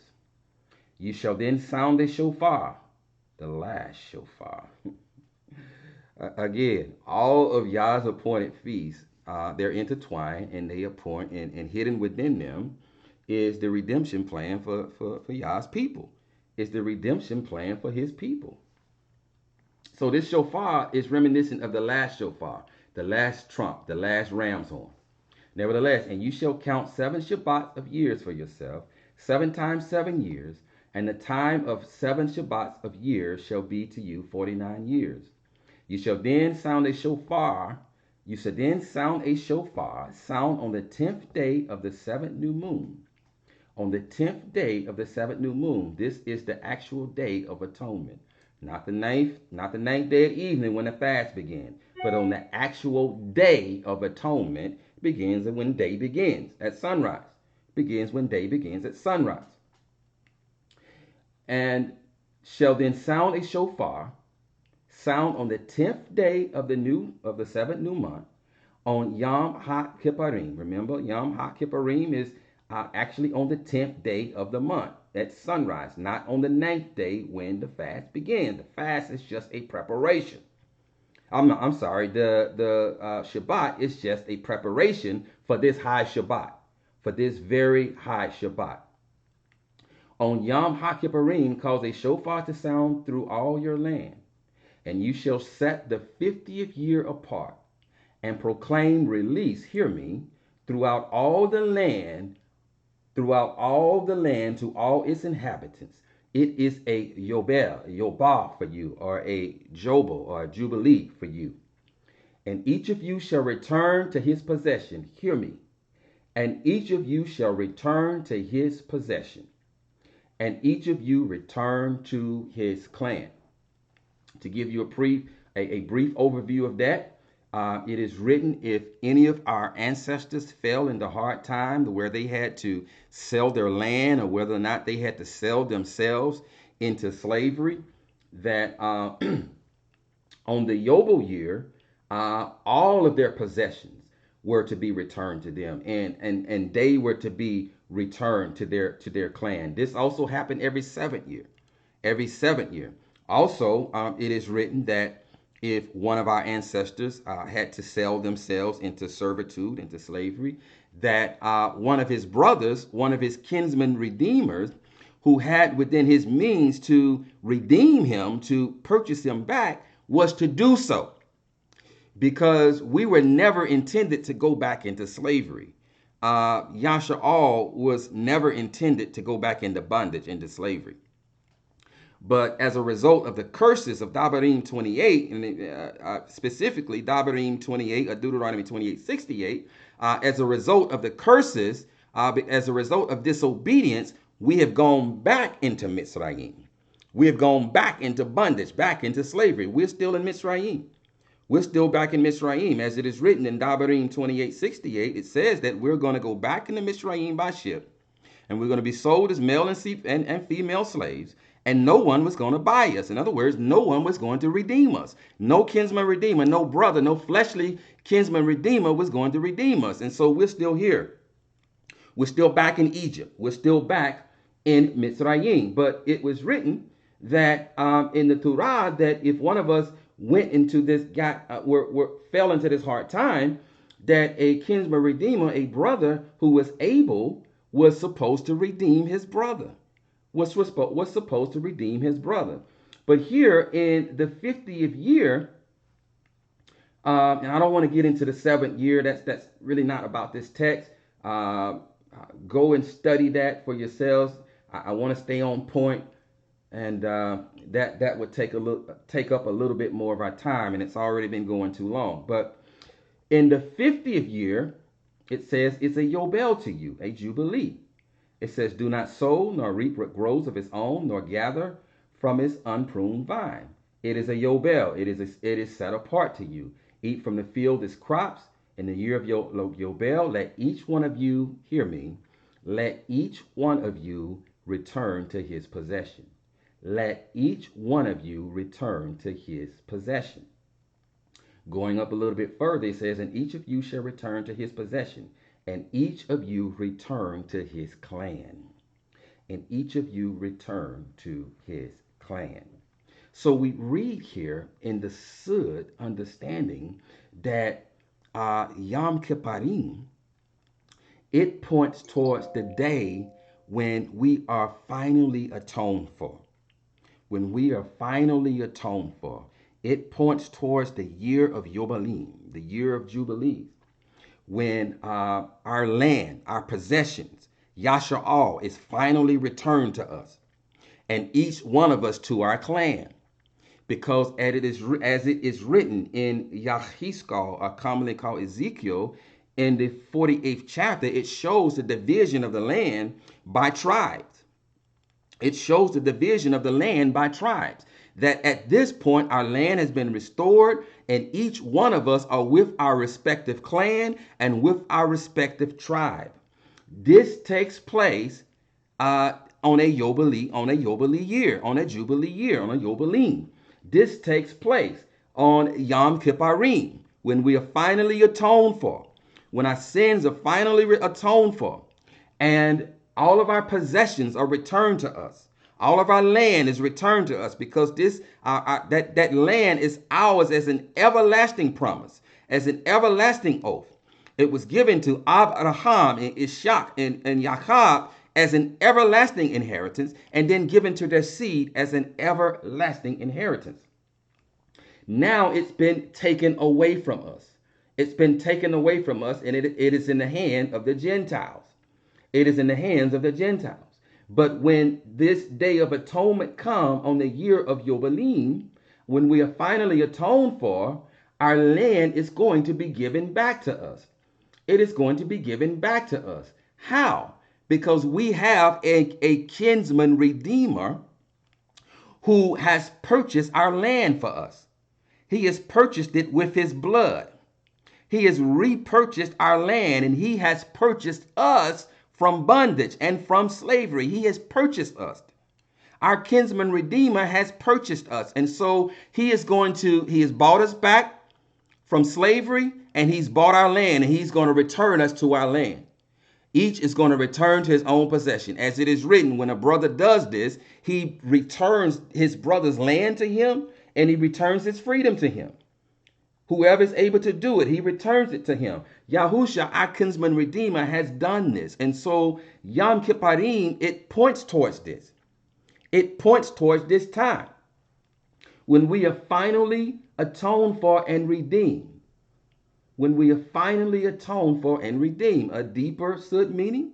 Again, I briefly touched in the beginning, when the first video, part 1, when I spoke about the weekly Shabbat and how it points and the hidden Sud meaning of the weekly Shabbat, and how Yahuwah has given us 6 days to work and a 7th day to rest upon, and how by extension that points towards Yahuwah has given us 6,000 years, the completion of 6,000 years. He's given man 6,000 years to work.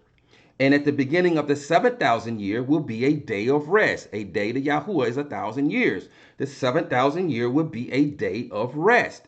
Will be a day of rest, a millennial rest, when Yahuwah will gather his first fruit, when Yahuwah would gather his firstborn son, when Yahuwah would gather his wheat into the barn for the wedding feast, his people, Yasha'al, and those who are joined with us, and this is when the land will be established. This is when the land will be reestablished, and this is when our possessions will be returned to us, and all 12 tribes will be together, and all our land has been returned to us. This is when this will happen during that 7,000-year millennial rest. But as it relates to Yom Kippurim that year, the 50th Jubilee, here's what I need you to understand. That 50 Yobelim times 120 equals 6,000 complete years. It equals 6,000 complete years. So at the 50th Yobelim, this is going to be the completion of 6,000 years. Why 120? Because if you recall, in the book of Barashif in Genesis, Yahuwah gave mankind 120 years to repent during the time of Nuach. And you're going to have to read the apocryphal scriptures, specifically the book of Yashar, to gain an understanding of this. So he gave mankind 120 years to repent. So for 120 years, Nuach and Methuselah, they preached the message of repentance to mankind for 120 years. At the completion of 120 years, the flood waters came. So for 120 years, they preached and nobody repented. And that same message of repentance is going forth now for 120 years. For 120 years, that same message of repentance is going forth. Yet nothing is new under the sun, and very few are repenting. And so 50 Yobelim is what we have been given, is what mankind has been given. 50 Yobelim, 120 years is what mankind has been given. So 50 times 120 is 6,000 completed years. And at the end of 6,000 completed years, at the beginning of the 7,000th year, this Yom Kippurim is going to take place. This year of Yobelim is going to take place. He's going to gather his wheat into his barn. It's Shabbat. He is going to gather his first fruit, the feast of first fruit, and at this point, the feast of unleavened bread. We're going to finally be without sin. We're going to finally be without sin, because at this point, he's going to sprinkle clean water on us. He's going to remove our heart of flesh, and he's going to remove our heart of stone and give us heart of flesh. And he's going to remove the Baalim from our lips. So again, hitting within the feast days is Yah's redemption plan for his people. So Yom Kippurim, again, it represents when we're finally atoned for, when our kinsman redeemer has finally atoned for us and redeemed us. The price has been paid, that our possessions are returned to us. It's the completion of 6,000 years, 50 Yobelim times 120 years to repent, which adds up to 6,000 completed years. It is the beginning of the 7,000th year. We've been given 6 days to work, 7 days, a day of rest, in which we will enter our land and we will rest a day with Yahuwah, 1,000 years. We will rest and reign and rule with our Abba 4,000 years, for 1,000 years. So what about the rest of mankind? If this is the first fruit, what about the rest of mankind? Going back up to, and I know this video is going a little long, but we're finally at the last feet. We're at Sukkot. So we'll try to push through this so we don't have to make a subsequent video. So what about the rest of mankind?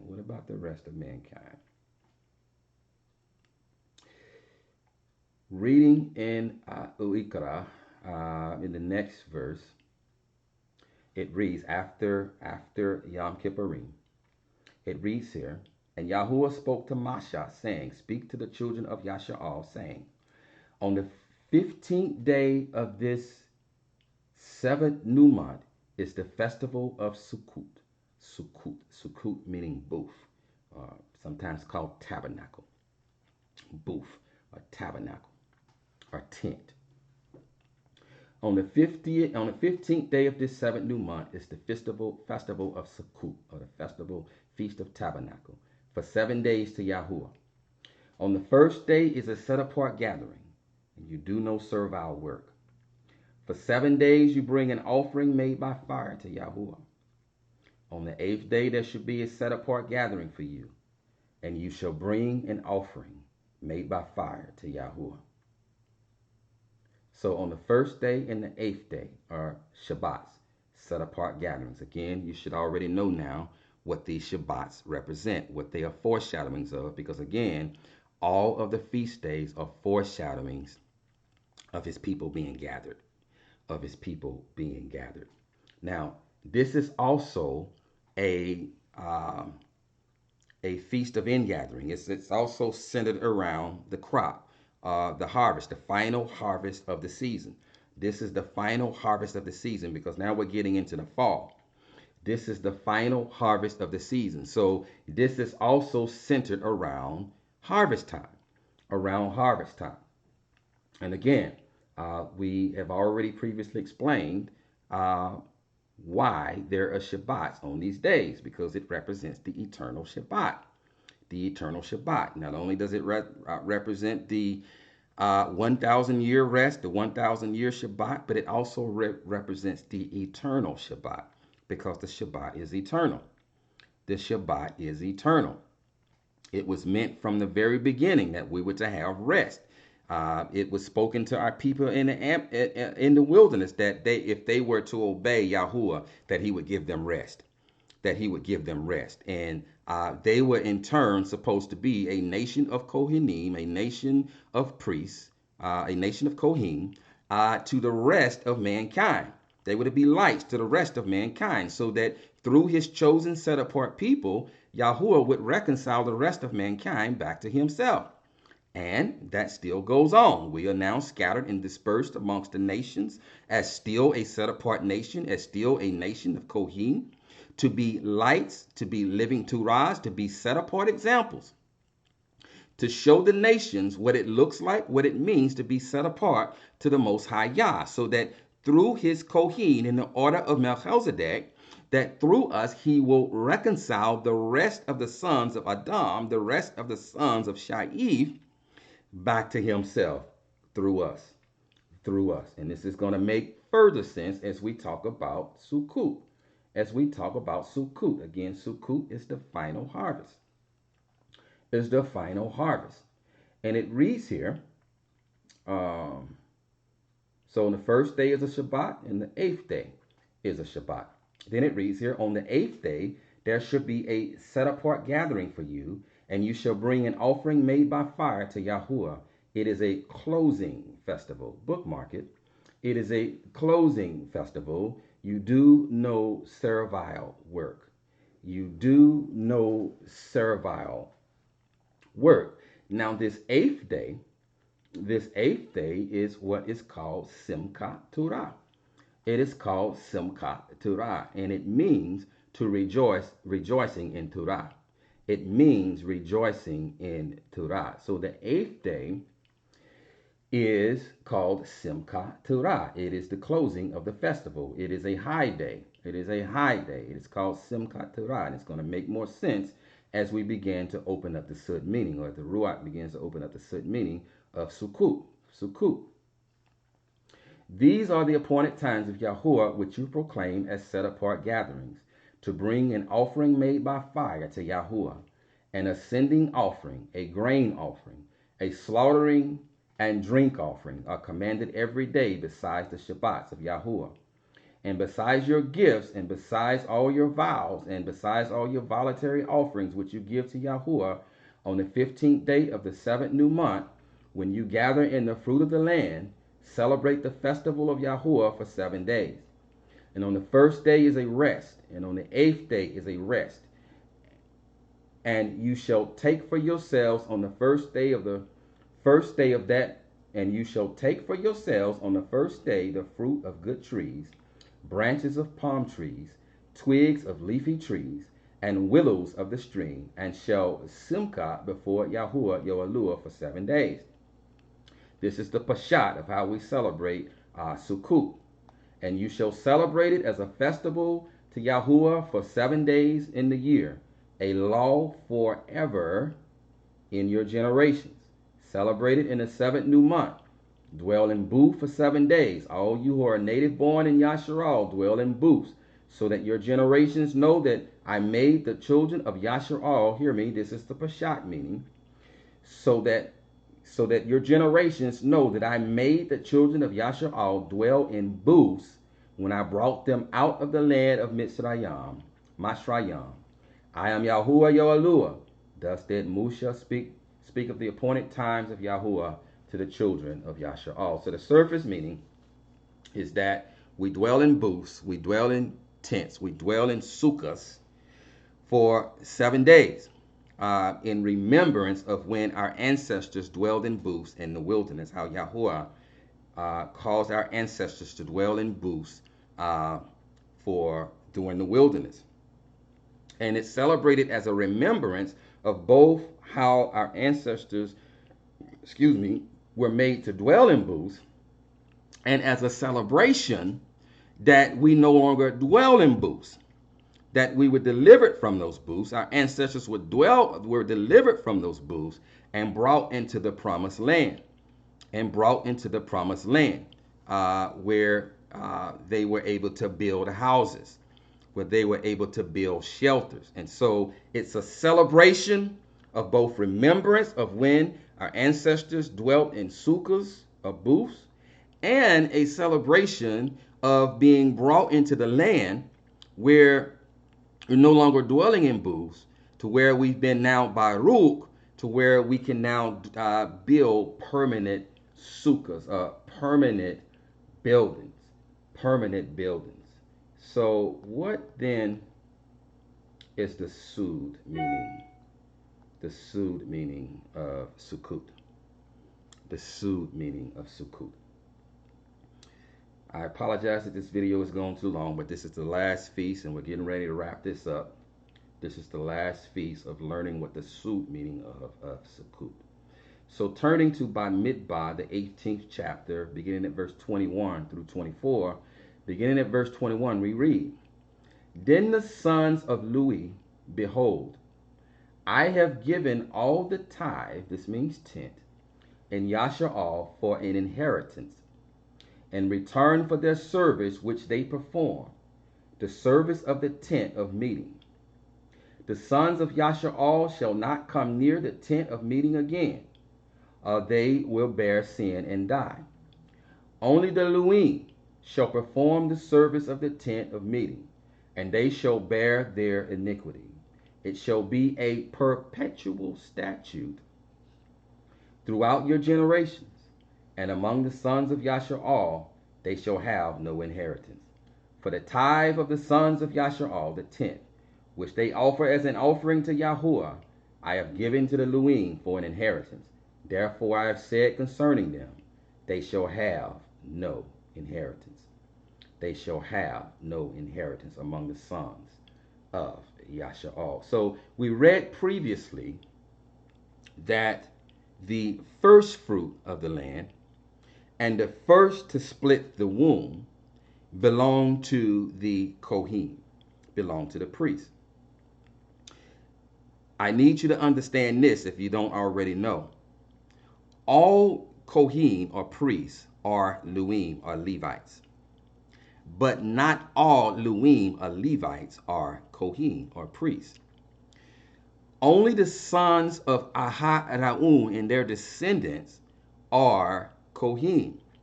The rest of the sons of Levi were given to them to assist them in the work of the Hekel.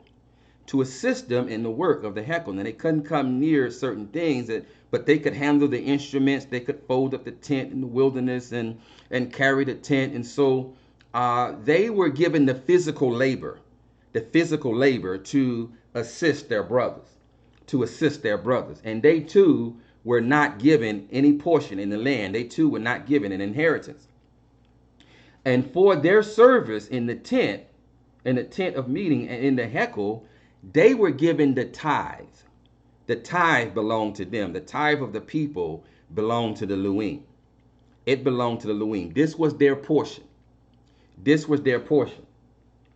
Moreover, a tithe of that tithe went to the Kohen so that they too could eat.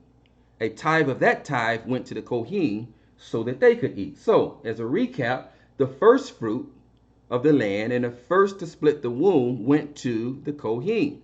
This was their portion so that they could eat.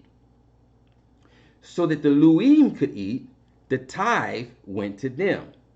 This was their portion. This was their portion. I'm going to get back to that in a second. I don't want to get ahead of myself. I'm going to get back to that in a second. Actually, I'm going to go ahead and open that up.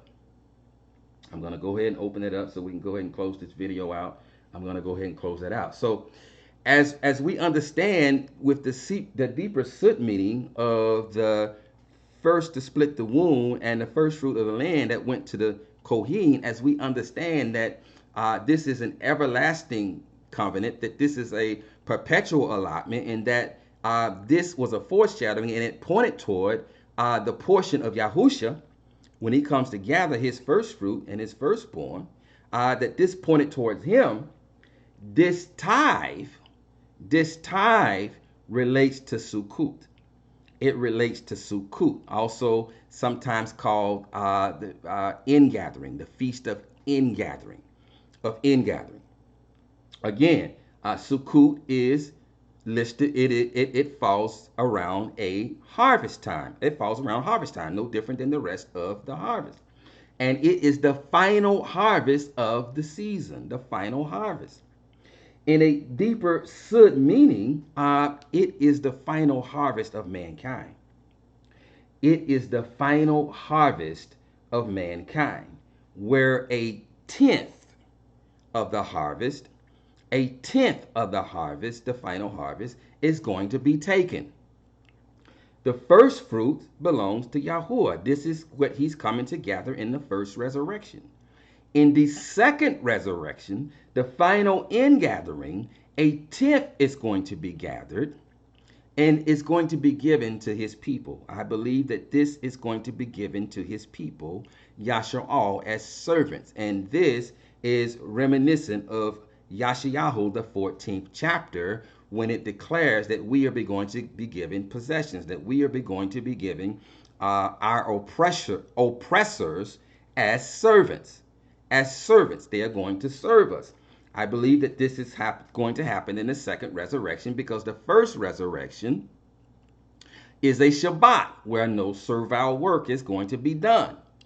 Is a Shabbat where no servile work is going to be done.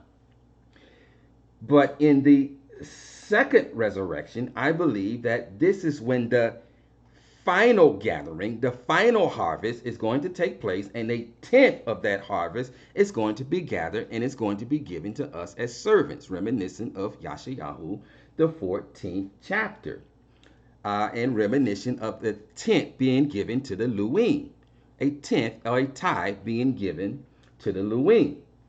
In the second resurrection, some, as in the words of Daniel, are going to arise to everlasting life. Some to everlasting shame. Some to everlasting shame.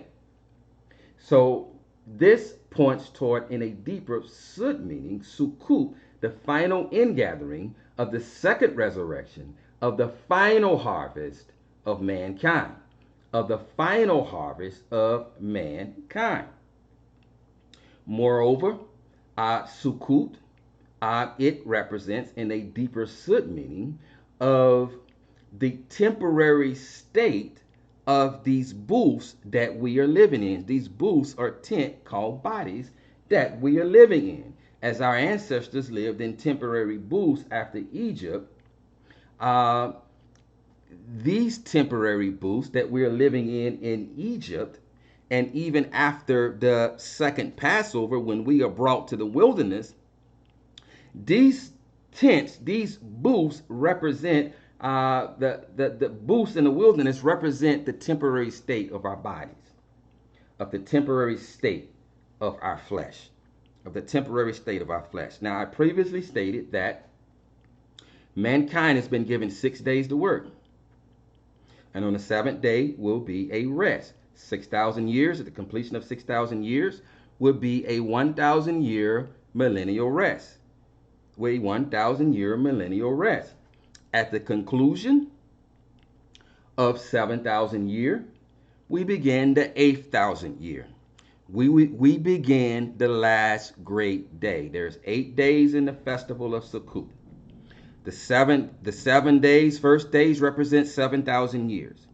The 8th day represents the 8,000th year. It represents the 8,000th year when the booth of the sukkah of the Most High will come down and make its abode amongst men. Will make its abode amongst men. So this is the completion of 8,000 years. Of 8,000 years. Mankind as a whole has been given 8,000 years. This is it. This is it. Has been given 8,000 years. And at the beginning of the 8,000th year, the second resurrection will take place. The ingathering, the rest of mankind will take place. This will be the last great day. This is what the 8th day is called in the Feast of Tabernacles, Sukkot. It is called the last great day. It is called Simchat Torah, which means rejoicing in Torah. And on the last great day, all mankind will simcha in the presence of the living Torah when his sukkah comes down. And finally, all mankind is resurrected back to the Most High Yah. When all mankind is resurrected back to the Most High Yah. When we read in Bamidbar, I don't think I'm going to read that because it's long and this video has already gone too long. But when we read in Bamidbar, Numbers, the 28th chapter, reading verses 12 through 38, you can go back and read that. These are the offerings that are given during Sukkot. During Sukkot. And if you pay close attention, you will, if you count the bulls that are offered, you will see that it equals 70 bulls. It equals 70 bulls. What does that mean? 70 bulls are offered because there are 70 nations written on tablets in Shamayim. There are 70 nations of mankind, of men. There are 70 different languages written on the tablets in Shamayim. There are 70 nations. There are 70 nations and 70 tongues. Thus, 70 bulls are being offered for the nations of men, for the nations of the Gentiles are being offered. Remember, we are a nation of Kohen. We are a set-apart nation. We are a nation of Kohen. And so our ancestors were offering bulls for the Gentiles, for the atonement of the Gentiles, so that they too could be joined to Yah. This has always been our purpose, Zion. This is what you need to get. This is our purpose as Kohen. We are Kohen to the nations, so that through us, Yahuwah will reconcile the rest of the nations back to himself. And so we are to even mediate for the nations. As in the words of Shaul, we are to pray for all mankind, for the rest of the sons of Adam. For the rest of the sons of Adam and Shayi. We are to pray for them. We're to pray for them because it is not the desire of Yahuwah that any man should perish. That any man should perish. This is why he's long-suffering and patient. This is why he shows self-control towards us. Because it is not his desire that any man should perish. Moreover, Sukkot, not only are the 70 bulls, but they represent 70 nations and 70 tongues of the nations, but it also represents 70 generations. 70 generations. Mankind has been given 70 generations. This is all he's given. Now, us, Yasha'al, we are given 50 Yobelim. This is the first resurrection. 50 times 120 years are the conclusion of 6,000 years. This is the first fruit resurrection, the first resurrection. This is what we are given. 6 days we're given to work. 7th day is a rest. 7th day is a rest. This is what Yasha'al has been given. But for the rest of mankind, the rest of the earth, they have been given 70 generations. 70 generation, which equals to 8,000 years. The last great day of Sukkot. The last great day of Sukkot, when the booth of Yah will come down to make its abode amongst all mankind. You can pick this up in Hazun, the 20th and the 21st chapter. When the booth of Yah will come down and make its abode amongst all mankind. And this is the final judgment, the last great day, the final judgment. Baruch are those who are part of the first resurrection so that they don't have to take place in this. Where some are going to rise to everlasting shame, some are going to rise to everlasting life, and the tithe of the harvest, the earth is Yahuwah's harvest. The earth is his harvest. This is what all the feasts point toward. We are his harvest. The earth is his harvest. A tithe of that harvest is going to be taken and given to the equivalent of the Luim, given to us, whom I believe in accordance with Yashayahu, the 14th chapter, will be our servants. Will be our servants. Because if you recall, in the book of Hazun, the 20th and the 21st chapter, that Hashatan is going to be bound for 1,000 years. This is after Yahuwah comes back and he crushes the nations, and they're going to have to come up to Jerusalem once a year during the Feast of Sukkot. And all who don't, they will receive no rain that year. And the beast and the false Nabi is going to be bound and cast into the lake of fire, and all stumbling blocks, all lawlessness is going to be removed from their Eretz. All dark beings, all demons, and all fallen messengers are going to be seized and thrown into the lake of fire. And Hashatan is going to be seized and bound for 1,000 years. The 1,000-year millennial rest. The 1,000-year millennial rest. After 1,000 years, he's going to be let loose again for a season. And the text declares that he's once again going to deceive mankind. And mankind is going to once again try to destroy Yah's chosen people. They're going to do it before Yah returns, before he returns, and they're going to do it again after the 1,000-year rest. And this time, they're going to be crushed and destroyed completely. The second resurrection will take place. The judgment of all flesh will take place. This will be the 8,000 year. Hashatan will finally be seized and thrown into the lake of fire.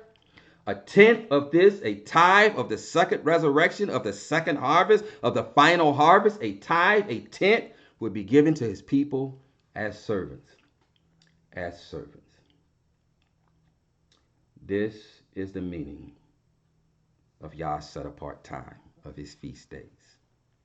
So let us keep the feast as we're in the Pesach season, not with the leaven of wickedness, but with the unleavened bread of righteousness and in truth, of righteousness and truth.